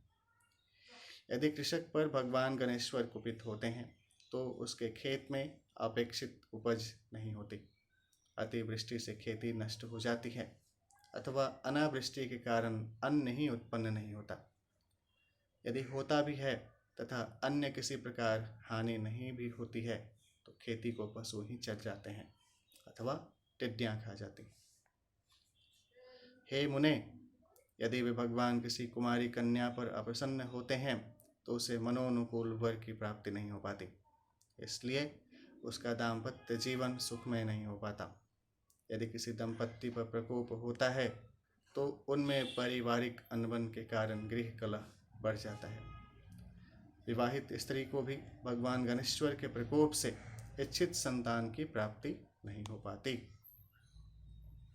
इसी प्रकार अन्य व्यक्तियों पर प्रकोपित हुए विघ्नराज उनके अभिष्ट में बाधक हो जाते हैं। उन विघ्न बाधाओं को दूर करने के लिए उन्हें भगवान को प्रसन्न करना चाहिए। उनके आवेश से पीड़ित मनुष्यों को आवेश से मुक्त करने के लिए निम्न विधि का प्रयोग करना उचित होगा। हे देवर्षि, भगवान गणेश्वर सहज भक्ति भाव से शीघ्र ही प्रसन्न हो जाते हैं। यदि कोई बहुत कठिन तपश्चर्या करता हुआ भी उनके प्रति हार्दिक भक्ति नहीं रखता तो उसे सफलता नहीं मिल सकती। इसलिए व्यर्थ के दिखावे को छोड़कर विशुद्ध प्रेम एवं अनन्य भाव से उनकी आराधना करनी चाहिए। अब मैं तुम्हें आराधना की सरल विधि बताऊंगा। ध्यान से बोलो गणेश भगवान की जय। अब आइए, सरल विधि है गणपति आराधना की, इसकी कथा सुनिए। भगवान विघ्नराज को प्रसन्न करने के लिए किसी शुभ दिन और शुभ मुहूर्त में आवेश पीड़ित व्यक्ति को शुद्ध जल में स्नान करना चाहिए। प्रथम घृत में पीली सरसों का चूर्ण मिलाकर उबटन करें। स्नान के पश्चात प्रियंगु, नाग केसर, चंदन, कस्तूरी, क्षार, चबीला, केसर, कर्पूर आदि सुगंधित द्रव्यों को जल के साथ घिसकर मस्तक पर लेप करना है। फिर किसी गहरे कुएं अथवा सरोवर आदि के 4 कलशों में पानी भरकर लावे। वे चारों कलश एक ही आकार के और एक ही रंग के होने चाहिए। उन्हें 4 दिशाओं में स्थापित करें। तदुपरांत 5 पवित्र स्थानों की मिट्टी लावें। हे नारद जी, वह मिट्टी अश्वशाला, गजशाला, गौशाला, जलाशय एवं नदियों के संगम स्थान की होनी चाहिए। वह पंच मृतिका, गोरोचना, चंदन, गुग्गुल आदि विभिन्न द्रव्य उन कलशों में डालने चाहिए। बैठने को लाल बैल का चर्म ले तथा उस पर भद्रासन लगाकर बैठे। फिर विद्वान ब्राह्मणों को आमंत्रित कर उनसे स्वस्ति वाचन का पाठ करावे। तदुपरांत विघ्नराज के प्रकोप से पीड़ित यजमान को वे ब्राह्मण निम्न क्रम से अभिषिंचित करें। प्रथम पूर्व दिशा के कलश का जल लेकर निम्न मंत्र से अभिषेक करें, छींटें। सहस्रास्त्रं शतधारमृषेभिः पावनं कृतं तेन त्वामभिषिञ्चामि पावमान्यः पुनन्तु तेम्। तदुपरांत दक्षिण दिशा में रखे कलश का जल लेकर निम्न मंत्र से अभिषेचित करें। भगस्ते वरुणो राजं भगः सूर्यो बृहस्पति भगमिन्द्रश्च वायुश्च भगः सप्तर्षयो ददुः। अब पश्चिम दिशा में रखे हुए कलश का जल लें और निम्न मंत्र से अभिषेचित करें। यते केशेषु दौर्भाग्यं सीमन्ते यच्च मूर्धनिं ललाटे कर्णयोरक्षोणोरापस्तद्गृह्णन्तु सर्वदाम्। अंत में उत्तर दिशा में रखे कलश के जल से उपर्युक्त तीनों मंत्रों का उच्चारण करते हुए अभिषेक करना चाहिए। फिर निम्न मंत्रों के उच्चारण पूर्वक अभिषेक की पूर्णता करनी चाहिए। ओम मिताय स्वाहम, ओम समिताय स्वाहम, ओम शालाय स्वाहम, ओम कटकटाय स्वाहम, ओम कुष्मांडाय स्वाहम, ओम राजपुत्राय स्वाहम। फिर मस्तक पर स्थाली पाक के विधि से चरु तैयार करना चाहिए। उस चरु का उक्त मंत्रों के साथ ही अग्नि में हवन किया जाता है। फिर अवशिष्ट चरु से बलि संबंधित मंत्रों के साथ इंद्र आदि दिक्पालों को बलि अर्पित की जानी चाहिए। तदुपरांत श्री विनायक, गणेश्वर और माता पार्वती जी को नैवेद्य समर्पित करें। प्रथम गणपति को निम्न मंत्र से नैवेद्य भेंट करें और भक्तिपूर्वक प्रणाम करें। ओम तत्पुरुषाय विद्महे वक्रतुंडाय धीमहि तन्नो दंतिम प्रचोदयात्। इसके पश्चात भगवती अंबिका गौरी को नैवेद्य समर्पित करते हुए नमस्कार करें। ओम सुभगाय विद्महे काममालिन्ये धीमहि तन्नो गौरीं प्रचोदयात्। फिर गणेश माता गौरी की स्थापना कर उन्हें पुष्प समर्पित करें तथा पुष्प युक्त अर्घ्य प्रदान करें और अंजलि में दुर्वा, मोदक, लड्डू एवं पुष्प चढ़ाकर निम्न मंत्र से अंबिका की स्तुति करनी चाहिए। रूपम देहि यशो देहिं भाग्यम भगवती देहि में पुत्रान देहि धनम देहि सर्वकामांश देहि में। तदुपरांत अंबिका का षोडशोपचार या पंचोपचार पूजन करें। अगरबत्ती, चंदन, पुष्प आदि समर्पण कर भगवान शंकर का पूजन करें। उन्हें नैवेद्य आदि समर्पित कर उनकी प्रतिमा के मस्तक पर श्वेत सुगंधित चंदन का लेप करें। उनके कंठ में श्वेत पुष्पों की माला धारण करावें। फिर भगवान शंकर का ध्यान करें। इस प्रकार समस्त विधियों को संपन्न कर ब्राह्मणों को भोजन करावें और श्रद्धानुसार दक्षिणा दें। फिर पुरोहित को भी दक्षिणा और 2 वस्त्र प्रदान करें। हे नारद जी, इस प्रयोग से गणेश के आवेश से पीड़ित मनुष्यों की समस्त पीड़ाएं दूर हो जाती हैं। ध्यान सूली गणेश भगवान की जय। हम अब नारद जी की शंका का समाधान का कथन है। नारद जी बोले कि हे महर्षि, आज आपने गणेश पूजन के विधान में शिव शिवा के पूजन का निर्देश किया है, वह क्यों करना चाहिए, यह बात मुझे स्पष्ट बताने की कृपा करें। महर्षि ने बताया कि देवर्षि शिव शिवा गणेश जी के माता पिता हैं। भला पुत्र की पूजा के साथ उनकी पूजा क्यों नहीं होनी चाहिए।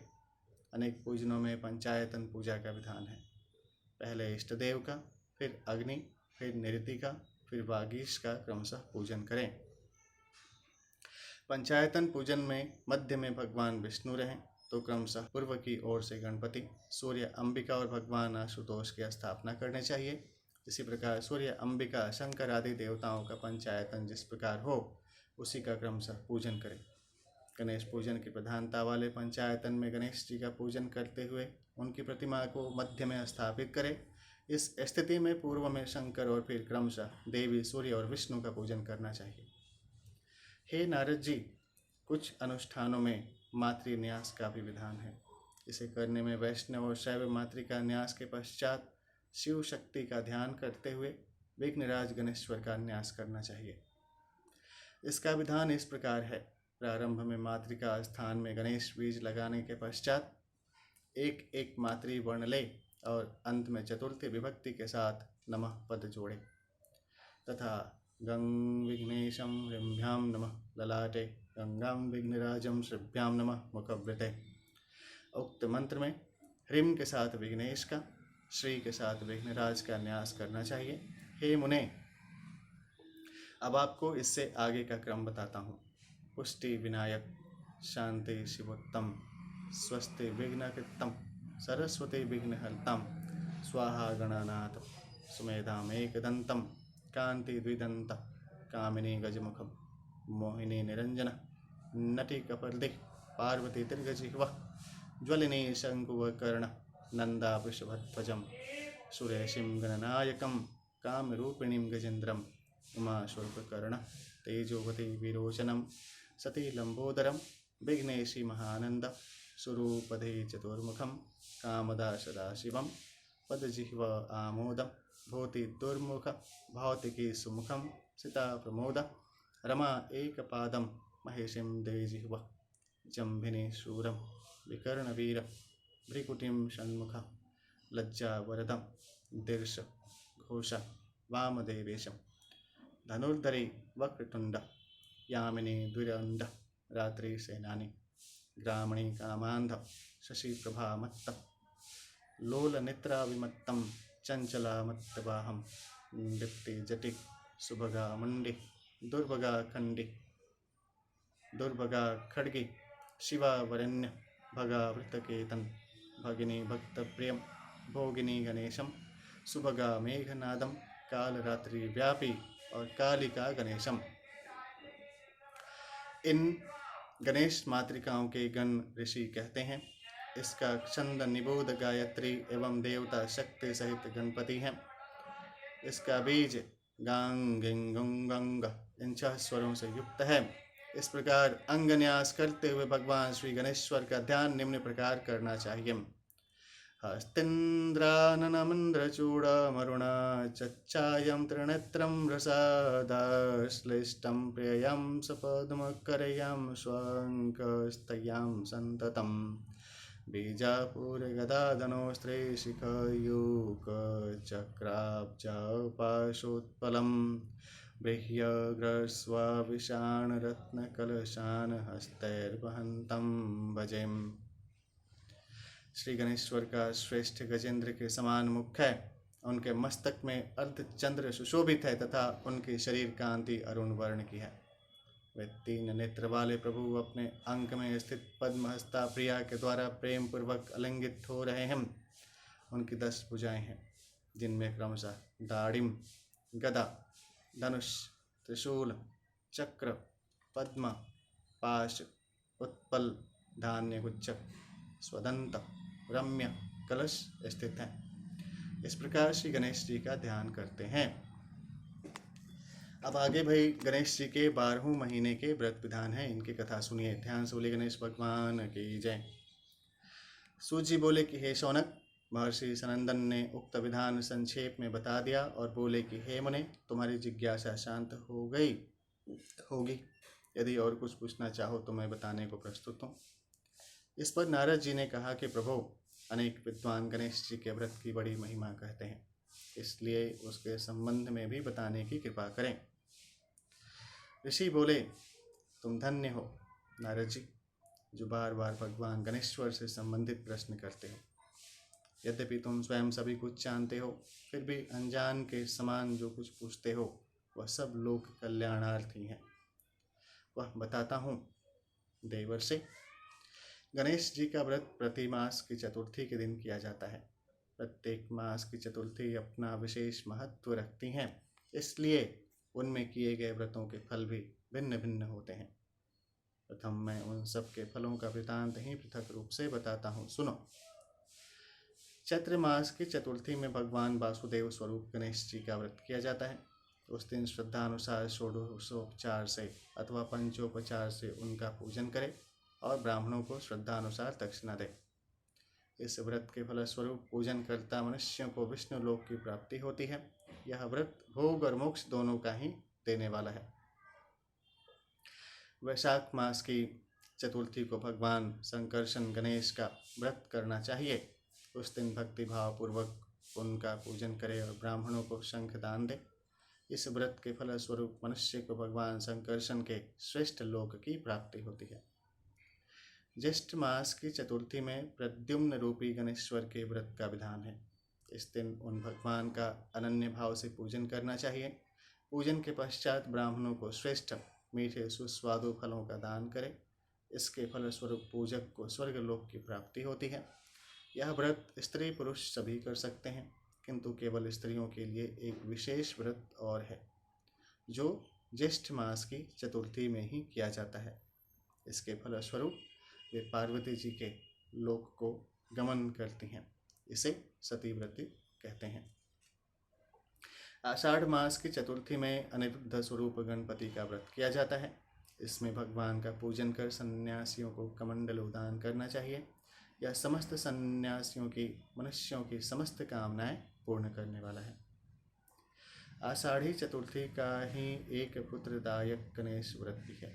हे नारद, यह रथंतर कल्प के प्रथम दिवस किया गया था। उस दिन श्रद्धा भक्ति सहित गणेश जी का विधि पूर्वक पूजन करना चाहिए। उसके फलस्वरूप दुर्लभ पुत्र रत्न की प्राप्ति होती है। श्रावण मास की चतुर्थी में चंद्रोदय होने पर गणेश जी को अर्घ्य दे और भक्ति पूर्वक उनके रूप का ध्यान करें।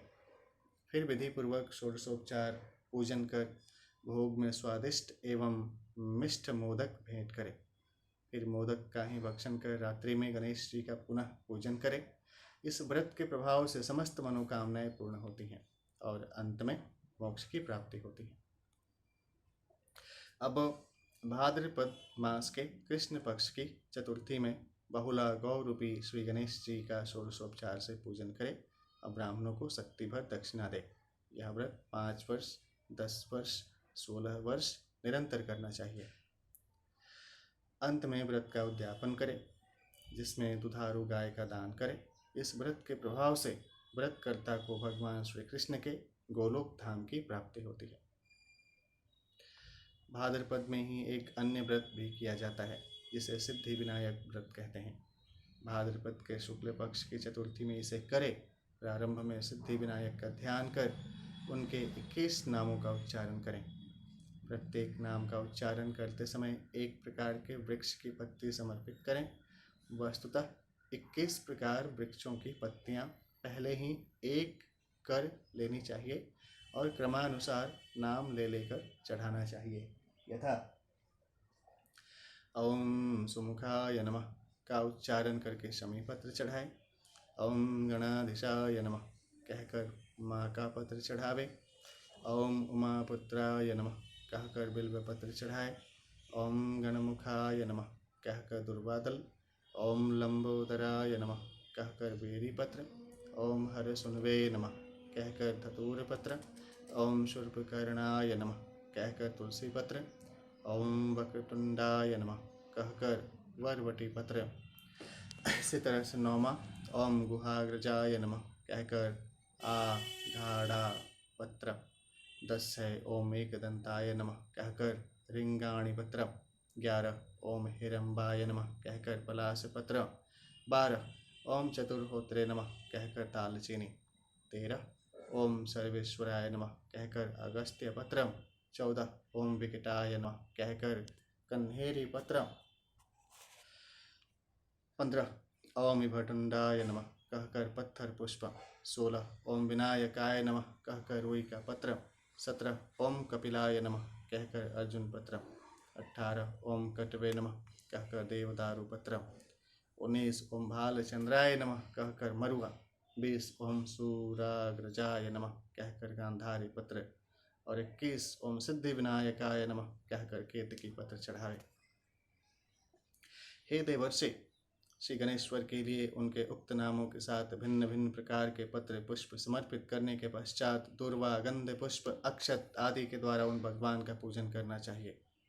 फिर उन्हें 5, 10 या अधिक मोदकों का नैवेद्य समर्पित कर आचमन करावे, तांबुल अर्पित करें तथा पुष्पांजलि, प्रणाम, प्रार्थना, प्रदक्षिणा आदि के साथ विसर्जन करना चाहिए। अंत में समस्त सामग्री सहित गणपति प्रतिमा भी ब्राह्मण को दे दे, साथ ही सकत्यानुसार दान दक्षिणा भी दे दे। गणपति की प्रतिमा हो तो अति उत्तम है, अन्यथा अन्य किसी सौम्य गणपति की प्रतिमा जो भी है, जिस भी धातु का कहा जाए, या मिट्टी का भी बना सकते हैं, अन्यथा अन्य किसी सौम्य धातु की बनवानी चाहिए। ऐसे गौरी गणेश की पूजा हम करते हैं तो गाय के गोबर से बनवा करके पूजा करते हैं सत्यनारायण भगवान की कथा में। ध्यान सूर्य गणेश भगवान की जय। अब आगे कथा सुनिए। चंद्र दर्शन का निषेध वर्णन है। उक्त व्रत पूजन प्रतिवर्ष 1 दिन किया जाता है। उसे 5 वर्ष तक तो करें ही, अधिक करे तो अधिक फल होता है। इस व्रत के फल स्वरूप उपासक को गणेश जी के स्वानंद लोक की प्राप्ति होती है। यह गणेश व्रत अत्यंत प्रभावशाली है, किंतु नारद जी, इस चतुर्थी में रात्रि समय चंद्रमा का दर्शन न करें, क्योंकि उस दिन चंद्र दर्शन से मिथ्या अभियोग लग जाता है तथा अन्य अनिष्टों की भी संभावना रहती है। यदि भूल से चंद्रमा का दर्शन हो जाए तो उसके दोष निवारणार्थ भगवान गणेश्वर का चिंतन करें। निम्न श्लोक का पाठ चंद्र दर्शन के दोष निवारण में बहुत महत्वपूर्ण है। सिंहप्रसेनम अधीत सिंहो जाम्बवत्तात सुकुमारकमारोदेस्तवं यैषं श्यमन्तक। हे नारद जी, अब अश्विन मास की चतुर्थी के व्रत का फल कहता हूँ। उस दिन भगवान कपिरदिश विनायक का षोडशोपचार से पूजन करें तो सर्व प्राप्ति कराता है। कार्तिक मास की चतुर्थी करका चतुर्थी या करवा चौथ कहलाती है। यह व्रत प्रायः महिलाएं करती हैं। उन्हें शुद्ध जल से स्नान कर नवीन वस्त्र धारण करने चाहिए।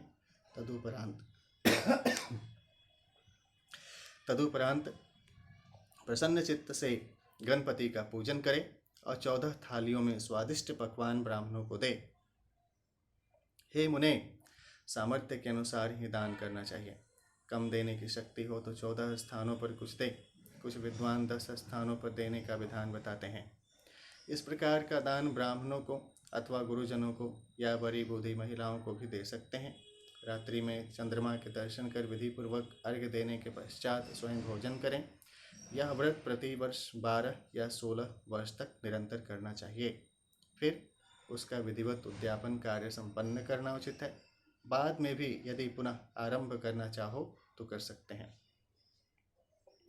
अब रहा मार्गशीर्ष मास की चतुर्थी व्रत का आरंभ किया जाता है। यह व्रत 4 वर्ष तक निरंतर करना चाहिए। इसमें प्रत्येक चतुर्थी को व्रत करने का विधान है। उन दिन प्रथम वर्ष श्री गणेश जी का पूजन कर एक बार दिन में ही भोजन करें। दूसरे वर्ष दिन में भोजन न कर रात्रि में ही भोजन करना चाहिए। तीसरे वर्ष प्रत्येक चतुर्थी बिना मांगे बिना प्रयास किए जो कुछ भी मिल जाए वही एक बार खा ले। चौथे वर्ष चतुर्थी में पूरे दिन रात्रि उपवास करें। इस प्रकार 4 वर्ष निरंतर व्रत करने के पश्चात व्रत स्नान करने का विधान है। महर्षि को मौन देखकर नारद जी ने पूछा कि प्रभो, व्रत स्नान की विधि भी बताने की कृपा कीजिए। यह सुनकर महर्षि बोले कि नारद जी, वह भी कहता हूँ, सुनो। यदि सामर्थ्य हो तो उस दिन के लिए गणेश जी की स्वर्ण प्रतिमा बनवावे।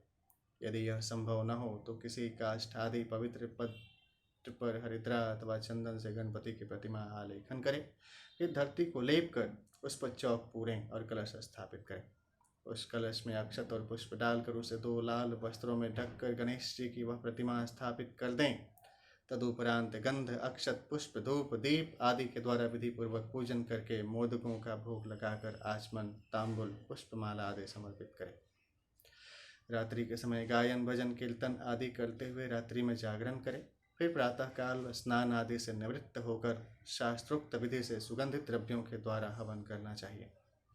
हे मुने, गण, गणाधिप, ब्रह्मा, यम, वरुण, सोम, सूर्य, हुताशन, गंधमादि और परमेष्ठि, इन 16 नामों से आहुतियाँ देनी चाहिए।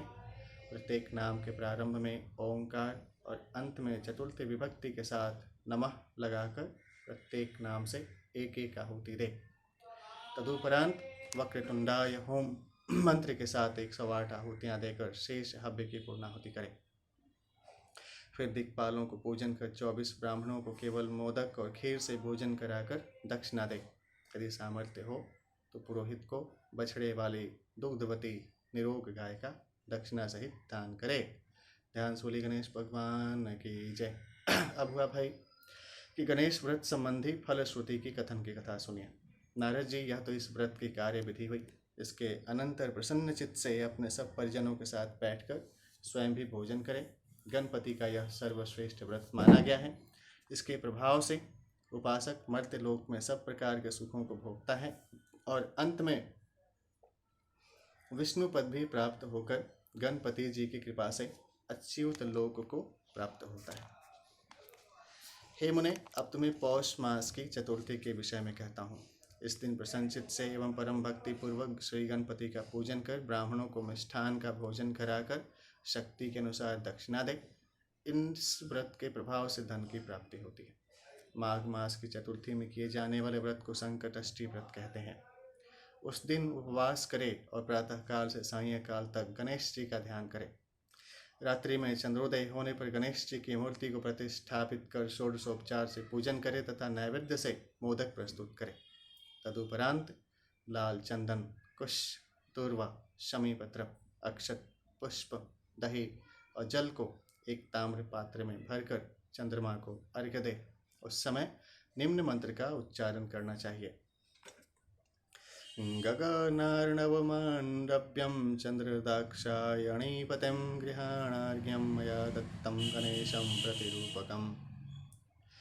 इस प्रकार चंद्रमा को अर्घ्य देकर यथाशक्ति ब्राह्मण भोजन करावे और अंत में स्वयं भी भोजन करे। इस व्रत के प्रभाव से व्रतकर्ता को धन धान्य, समृद्धि, पशु, वाहन आदि सुखों की प्राप्ति होती है। माघ मास की चतुर्थी में जो व्रत किया जाता है उसे गौरी व्रत कहते हैं। उस दिन गणों के सहित श्री गौरी का पूजन किया जाता है। माता के पूजन के कारण भगवान गणेश्वर भी प्रसन्न होते हैं। यह व्रत भी प्रायः महिलाओं के लिए ही है। इसमें जगजननी गौरी की मूर्ति या प्रतीक स्थापित कर गंध, अक्षत, लाल पुष्प, लाल सूत्र, दीपक, अगरबत्ती, अदरक, पालक, गुड़, दूध, खीर, सेंधा नमक आदि से भक्ति भावपूर्वक पूजन करें। अंत में माता की आरती करें। यह व्रत सौभाग्य वृद्धि के लिए भी किया जाता है तथा इस तिथि से जो जप, तप, हवन, दान आदि जो कुछ सत्कार्य किया जाता है वह भगवान गणेश्वर के अनुग्रह से सहस्त्र गुणा हो जाता है। अब फाल्गुन मास की चतुर्थी के व्रत के विषय में बताते हैं। इसे ढूंढीराज व्रत कहते हैं। इस व्रत की भी बड़ी महिमा कही गई है। उस दिन भी ढूंढीराज गणेश की स्वर्ण प्रतिमा बनवाकर या मिट्टी का भी बना सकते हैं, गौरी गणेश गाय के गोबर का भी बना सकते हैं, बनवाकर उसका पूजन करना अधिक श्रेयस्कर होता है। जो उपासक वित्त की असमर्थता के कारण स्वर्ण प्रतिमा नहीं बनवा सकते वे अन्य शुभ धातु की अथवा मृतिका की मूर्ति का पूजन करें। विधि सहित विभिन्न उपचारों से पूजन के पश्चात तिलों का दान एवं हवन करना चाहिए। इस व्रत के प्रभाव से सब प्रकार की सिद्धि होती है। नारद जी ने पूछा कि हे महर्षि, गणेश जी को कौन सा वार अधिक प्रिय है? इसके उत्तर में सनंदन ऋषि ने कहा कि हे मुनि, यद्यपि समस्त वार यानी दिन रविवार, सोमवार, मंगलवार, बुधवार, गुरुवार, शुक्रवार, शनिवार और फिर रविवार समस्त वार क्या हैं? शुभ हैं। जिस वार में भी गणेश जी की पूजा किया जाता है उसी वार में किया गया पूजन शुभ फलदायक होता है। भगवान गणेश्वर काल के भी काल एवं अधिपति हैं, इसलिए कोई भी काल उन्हें बाधित नहीं कर सकता। फिर भी हे देवर्षि, मंगलवार या बुधवार अधिक हर्षदायक होता है। कुछ विद्वान भक्त रविवार को अधिक शुभ मानते हैं। यदि रविवार या मंगलवार को चतुर्थी पड़ती हो तब तो क्या कहने। उस दिन गणेश्वर के पूजन का बड़ा भारी महत्व है तथा उसके प्रभाव से विशेष सुख, समृद्धि और पुण्य की प्राप्ति होती है। नारद जी ने पूछा कि महामते, एक वरद चतुर्थी कहलाती है, उसका उपदेश भगवान शंकर ने स्कंद के लिए किया बताया जाता है, उसके विषय में बताने की कृपा करें। तब सनंदन बोले कि हे देवर्षि, आपने अच्छा प्रश्न किया। इसके विषय में तो मैं भूल ही गया था। वरद चतुर्थी श्रावण मास के शुक्ल पक्ष में ही आती है। भगवान शंकर ने उसकी विधि का उपदेश करते हुए कहा था कि इसी दिन गणेश्वर की प्रतिमा स्थापित कर उसका विधि पूर्वक षोडशोपचार से पूजन करें। इसमें 21 दुर्वांकुर समर्पित करें और मंत्र पुष्पांजलि के उच्चारण पूर्वक 1 मास पर्यंत उपवास करें। 1 मास के पश्चात व्रत का उद्यापन कर मूर्ति का भी विसर्जन कर देना चाहिए। इस व्रत में गणेश के षडाक्षरी मंत्र के जप का भी विधान है। इस व्रत के प्रभाव से उपासक को समस्त अभिष्टों की सहज ही प्राप्ति हो जाती है। इस लोक में सब प्रकार के सुख भोग सुलभ हो जाते हैं तथा परलोक में आनंद मिलता है। हे मुने, भगवान शंकर के उपदेशानुसार स्कंद ने उक्त व्रत का अनुष्ठान करके ही भगवान गणेश्वर को प्रसन्न किया और सिद्धि प्राप्त कर तारकासुर नामक महादैत्य का संहार किया था। हे देवर्षि, गणपति के व्रतों की ऐसी ही अनुपम महिमा है। भक्ति भावपूर्वक जो भी उपासक इन विघ्नराज को प्रसन्न कर लेता है वही समस्त कामनाओं को प्राप्त करके अंत में उच्च लोकों में परमानंद की प्राप्ति कर लेता है। इति श्री गणेश पुराणम संपूर्णम। ओम शांति ओम शांति ओम शांति। हरि ओम। ध्यान सूर्य गणेश भगवान की जय। चलिए एक मंत्र पढ़ लेते हैं, इसमें इसका पूरा आपके साथ पहले भी साझा किया है। अतः श्री गणेश स्तोत्राणि गणेशान्यासम् आचमन्यं प्राणायामं संकल्पं च कृतं दक्षिणहस्ते वक्रतुण्डाय नमः, वामहस्ते शूर्पकर्णाय नमः, ओष्ठे विघ्नेशाय नमः, अधरोष्ठे चिन्तामणये नमः, सम्पुटे गजाननाय नमः, दक्षिणपादे लम्बोदराय नमः, वामपादे एकदन्ताय नमः, शिरसिं एकदन्ताय नमः, शिवकिं ब्राह्मणस्पतये नमः, दक्षिणनासिकायां विनायकाय नमः, वामनासिकायां ज्येष्ठराजाय नमः, दक्षिणं नेत्रं विकटाय नमः, वामनेत्रं कपिलाय नमः, दक्षिणकर्णे धरणीधराय नमः, वामकर्णे आशापूरकाय नमः, नाभो महोदराय नमः, हृदये धूम्रकेतवे नमः, ललाटे मयूरेशाय नमः, दक्षिणबाहुं स्वानन्दभास्यकारकाय नमः, वामबाहो सच्चेन्तसुखधाम्ने नमः। इति मुद्गलप्राणोक्तं गणेशन्यासः सम्पूर्णम्। अथ श्रीशङ्कष्टहरणं गणेशाष्टकम्। ओमस्य श्रीशङ्कष्टहरण स्तोत्रमन्त्रस्य श्रीमहागणपतिर्देवता शङ्कष्टहरणार्थजपे विनियोगहम्।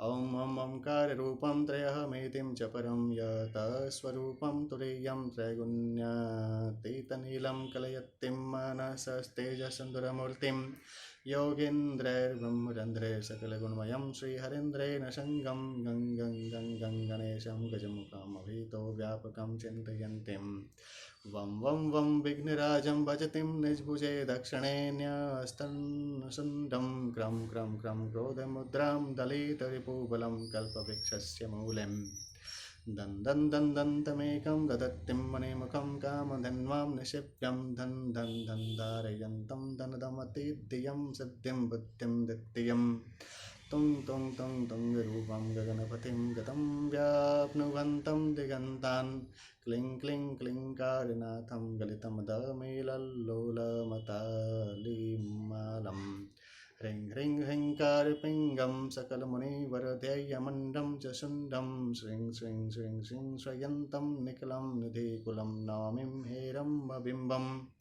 लौं लौं लौङ्कारमाद्यं प्रणवमिवं पदं मन्त्रमुक्तावल्लीनं शुद्धं विघ्नेशबीजं शशिकरसदृशं योगिनां ध्यानगम्यं डं डं डं डामरूपं दलितभवभयं सूर्यकोटिप्रकाशं यं यं यं यज्ञनाथं जपतिं मुनिवरो बाह्यमभयन्तरं चं हं हं हं हेमवर्णं श्रुतिं गणितं गुणं शूर्पकर्णं कृपालुं ध्येयं सूर्यस्य बिम्बं ह्यूरसिं च बिलसतं सर्पयज्ञोपवीतं स्वाहा हुं फट् नमो अन्तेष्ठं ठठठं सहिते पल्लवे सेव्यमाणं मन्त्राणां सप्तकोटिप्रगुणितं महिमाधारमीशं प्रपद्यं पूर्वं पीठं त्रिकोणं तदुपरिं रुचिरं षट्कपत्रं पवित्रं शयोर्ध्वं शुद्धरेखां वसुदलकमलं वास्वतेजश्चतुस्रम्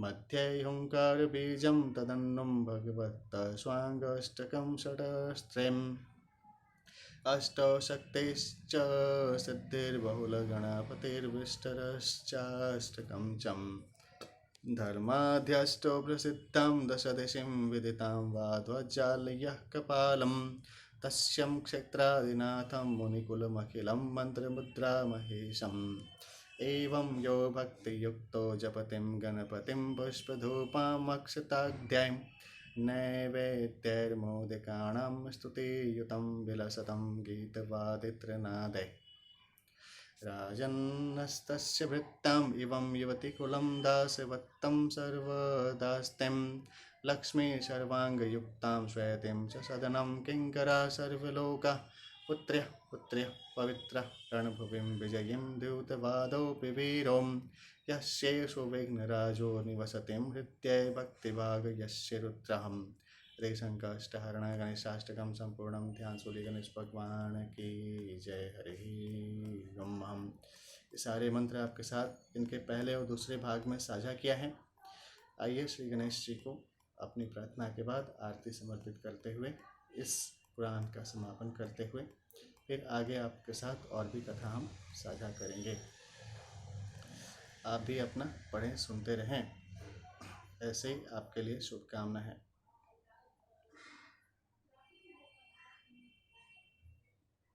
गणेश चालीसा हो गया है, सारा पाठ हो गया है। प्रार्थना गणेश जी की है, इसको सुनते हैं।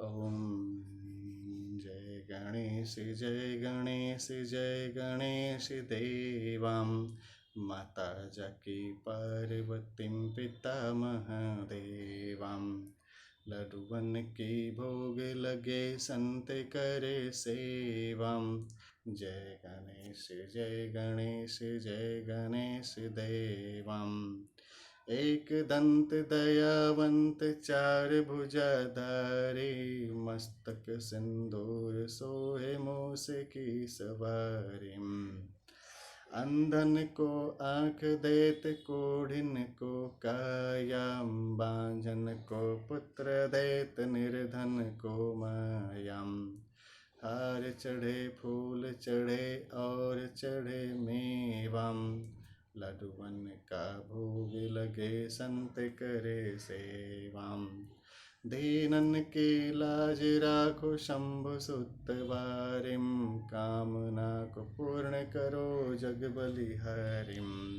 ओम गणेशाय नमः हरिः ओम आज्यं च वार्तिसमायुक्तं दीपानां योजितं मयां दीपं गृहाण देवेशं त्रैलोक्यं तिमिरापहम् ओम त्वमेव माता च पिता त्वमेव बन्धो च सखा त्वमेव विद्या द्रविणं त्वमेव सर्वं मम देव देवं।